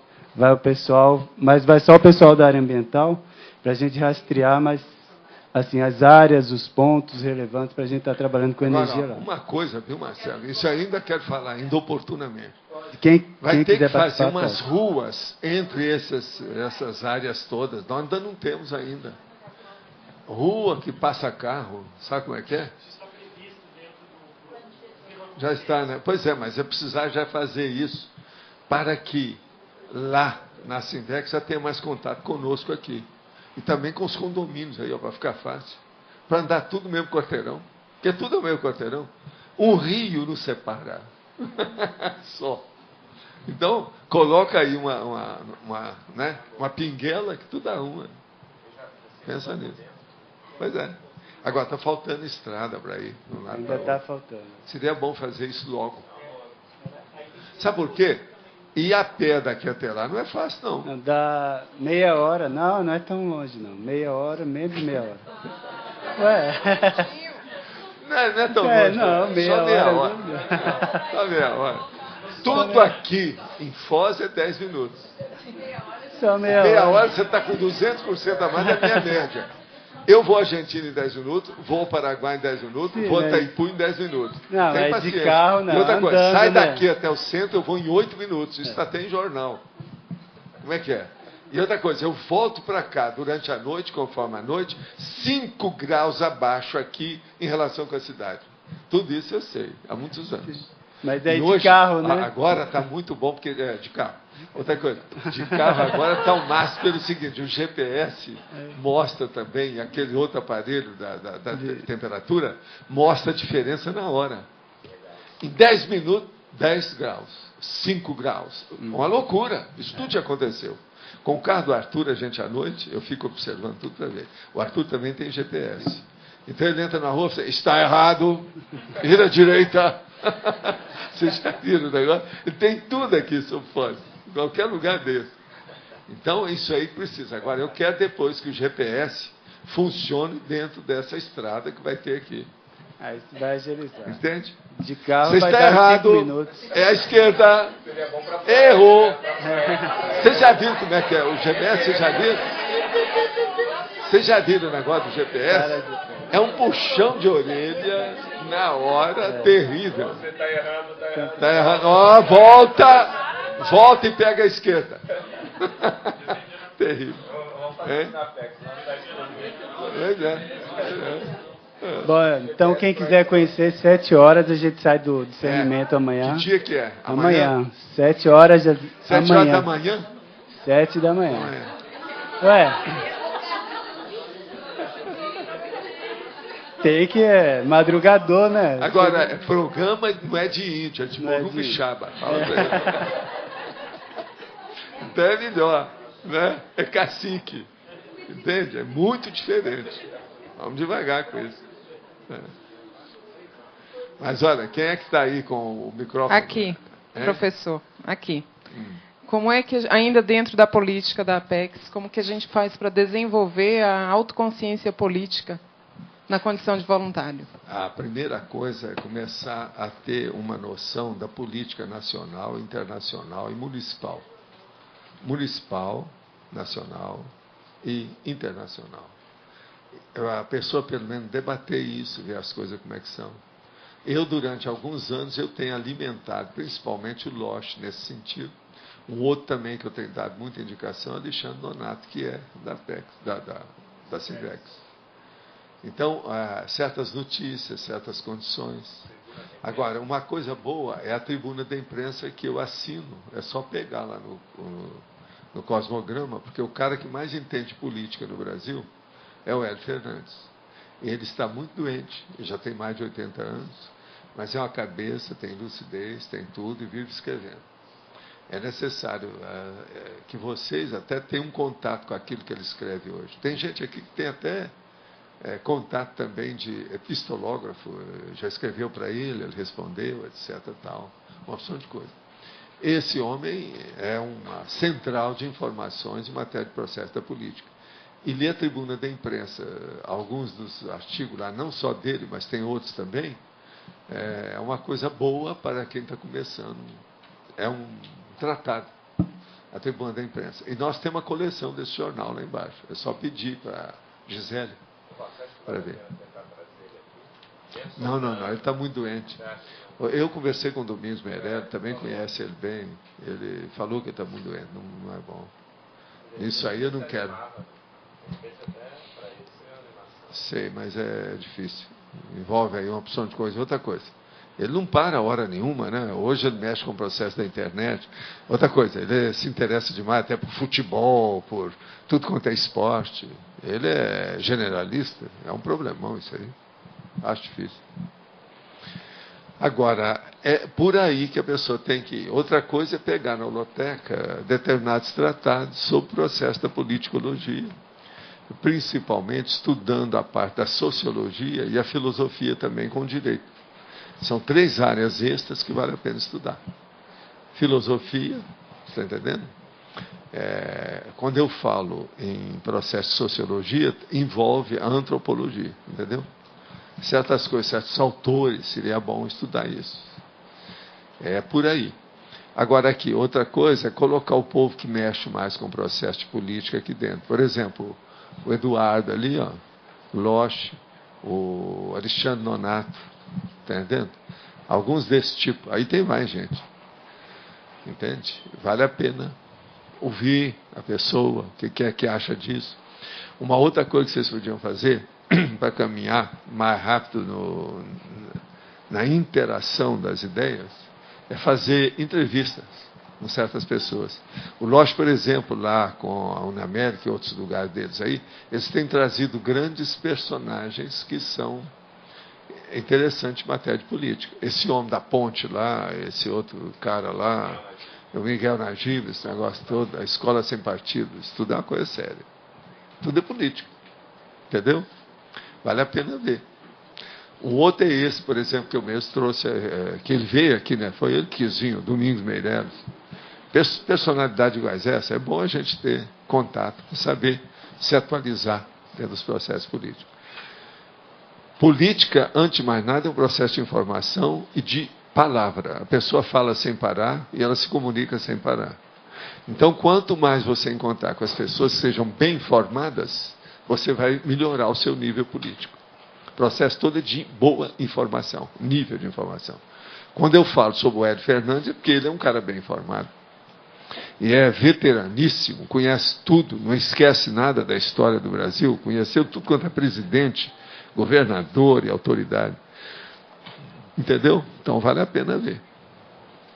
Mas é praticar isso dentro da interassistenciologia. Não, é dentro da cosmoética, a coisa mais difícil que tem. Uhum. Esse Política é o e cosmoética pega fogo. Aonde aparece? O desenvolvimento da é das consciência. coisas mais difíceis que tem. Política, visando também... Agora, ó, se vocês quiserem ver, o maior político que o Brasil já teve até o momento foi o JK, o Juscelino. Está entendendo? Esse vale a pena ver as coisas dele. Estuda, né? E dá o desconto, porque é tudo da história, ainda mais de política, acrescenta muita besteira. Sim. Um dos piores que tem é seu amigo lá. Você sabe pois quem? Lá. ACM, o Marvado. Porque esse aí é dos caciques modernos, que era... Né? Sim. Toninho Malvadeza. Amigo íntimo. Amigo íntimo. Verdade. Obrigada, professor.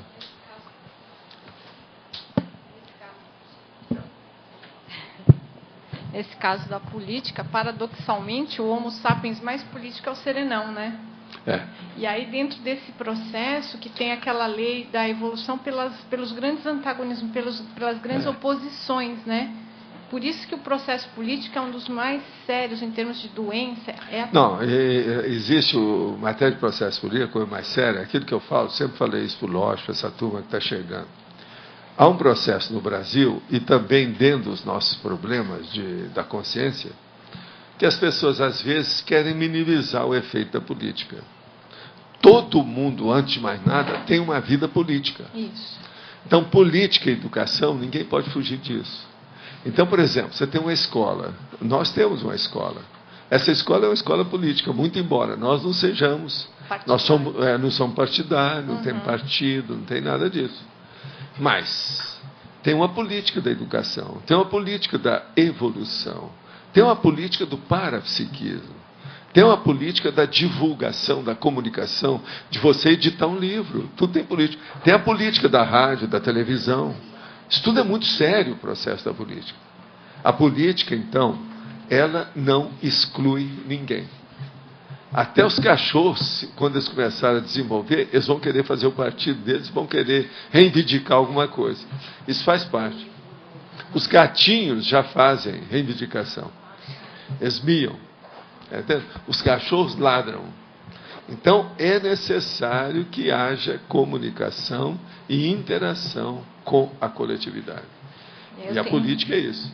Eu tenho mais uma dúvida. A paradireitologia, ela seria um corolário da parapoliticologia? Seria. Aí, qual seria a principal variável da parapoliticologia que a gente poderia pegar para poder tirar alguns corolários básicos do paradireito? É a administração básica. Administração é a autofilosofia? É a holofilosofia, mas dentro de todos os três poderes já constituídos e mais alguns que não estão. Por exemplo, existe o quarto poder do parapsiquismo que não tem nos três poderes. Eu mexo mais nesse quarto poder, observe. Entendi. Eu não estou falando a imprensa, que é considerado o quarto poder, não. Estou considerando os poderes clássicos. Está entendendo? O quarto poder é o parapsiquismo, por causa da multidimensionalidade. Ele é o maior de todos. Uma pessoa que domina mais o parapsiquismo, ela engole o presidente, do Supremo, da República, do Senado, do Diabo A4, do governador. Porque ele vê antes, ele vê nos bastidores. Então, quem é que tem informação privilegiada? É quem é parapsiquista. Quem é sensitivo. Tem lógica isso para vocês? Isso é um negócio muito sério. Você que mexe com isso. E é aí que entra o momento oportuno do desenvolvimento do estudo da cosmoética teática, né? Que aí começa a surgir esse movimento. Na medida que o grupo está melhorando... Conclusão de tudo isso. A rigor.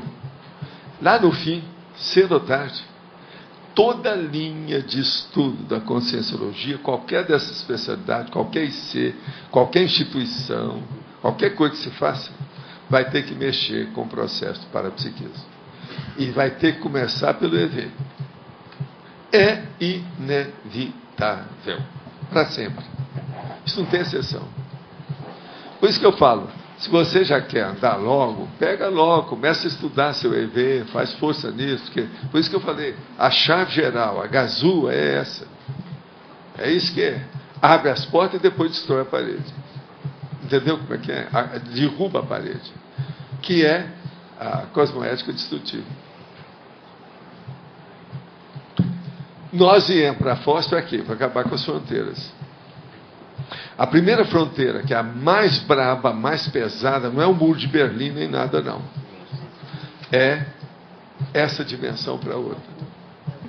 É a fronteira mais difícil que tem. É a interdimensional. E nós viemos para cá justamente para ficar. O povo fala assim, mas você vai para Foz, uma cidade pequena, vai sair do Rio? Eu falo assim, lá é pior do que aqui. Nós estamos mais no front da batalha lá do que no Rio de Janeiro. Isso aqui já está entregue para os narcotraficantes. Lá tem um monte de narcotraficantes, mas tem 3 países brigando com isso. Não é só um. O Rio de Janeiro, não. É só um estado. Aqui são 3 países. Olha a diferença, é enorme. Outra coisa, a energia aqui, ela é concentrada porque o espaço é menor, tem menos gente. Agora, nós temos que pensar. E outra coisa, a hora que eu penso isso, eu não estou falando que Foz tem 319 mil habitantes, como é agora a última do IBGE. Eu estou falando que aqui tem mais de 1.200.000 pessoas, que é a Trifron. Então, isso tem que ser levado em consideração, que é a região. É a grande Foz. Ou a grande Cidade Leste, a grande, né, Porto Iguaçu. O negócio é maior. Tem lógica isso? Agora, vamos ver a parte teática de tudo isso, como é que desenvolve, tudo. Tem que fazer. Mas, olha, qual o fator de maior relevância que mantém uma consciência em condição estacionária ou que pode levá-la a um upgrade evolutivo? Olha, o fator de maior relevância é o discernimento que vai levar a pessoa para a prioridade cosmoética. Isso aí é que dá e demonstra a lucidez da pessoa. Com isso, ela acerta mais e erra menos. Esse é que é o fator básico. Como o senhor avalia o cumprimento da programação existencial de um inversor existencial que não reside em Foz do Iguaçu? Como avaliar se existe uma dispersão em relação ao atual momento da conscienciologia ou se é algo relacionado à especificidade de minha proex? Olha, em qualquer lugar que você esteja, você pode vivenciar e exemplificar a conscienciologia. Em qualquer idade que você esteja, você também pode fazer isso. Em qualquer profissão que você exerça, desde que não seja de matar os outros ou de passar a perna em alguém, você também pode fazer a mesma coisa. Então o problema é esse. Onde que você está? O que é que você está fazendo?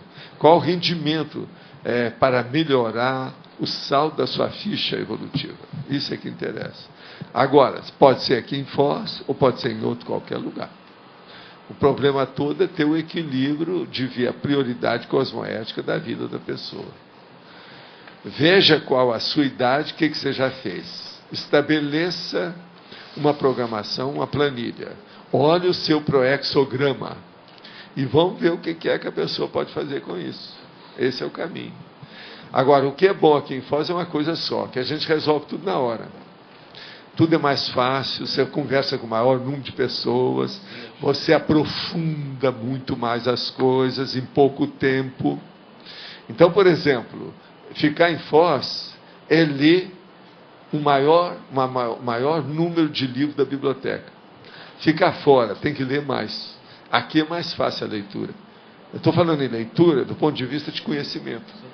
A aquisição de conhecimento em Foz, do jeito que nós fizemos hoje, ela é menos difícil que em qualquer outro lugar. Essa que é a diferença de Foz do Iguaçu. Essa que é a diferença de Cognópolis. Tudo que você pensar hoje aqui, já estão começando a aparecer as especialistas e os especialistas. E outra coisa, isso tudo se resolve na hora. Às vezes, numa tertúlia aqui, nós temos aí 50 tipos de pessoas com especialidade diferente. Às vezes, no domingo, eu vejo isso lá embaixo. Entende? Já teve dia que me deu vontade de falar, fulano e tal, levanta, fulano, para a gente ver. Vamos ver os representantes das especialidades. Um dia desse eu fiz isso aqui em Ciência, você lembra? Eu mostrei uns 12 que tinha aqui.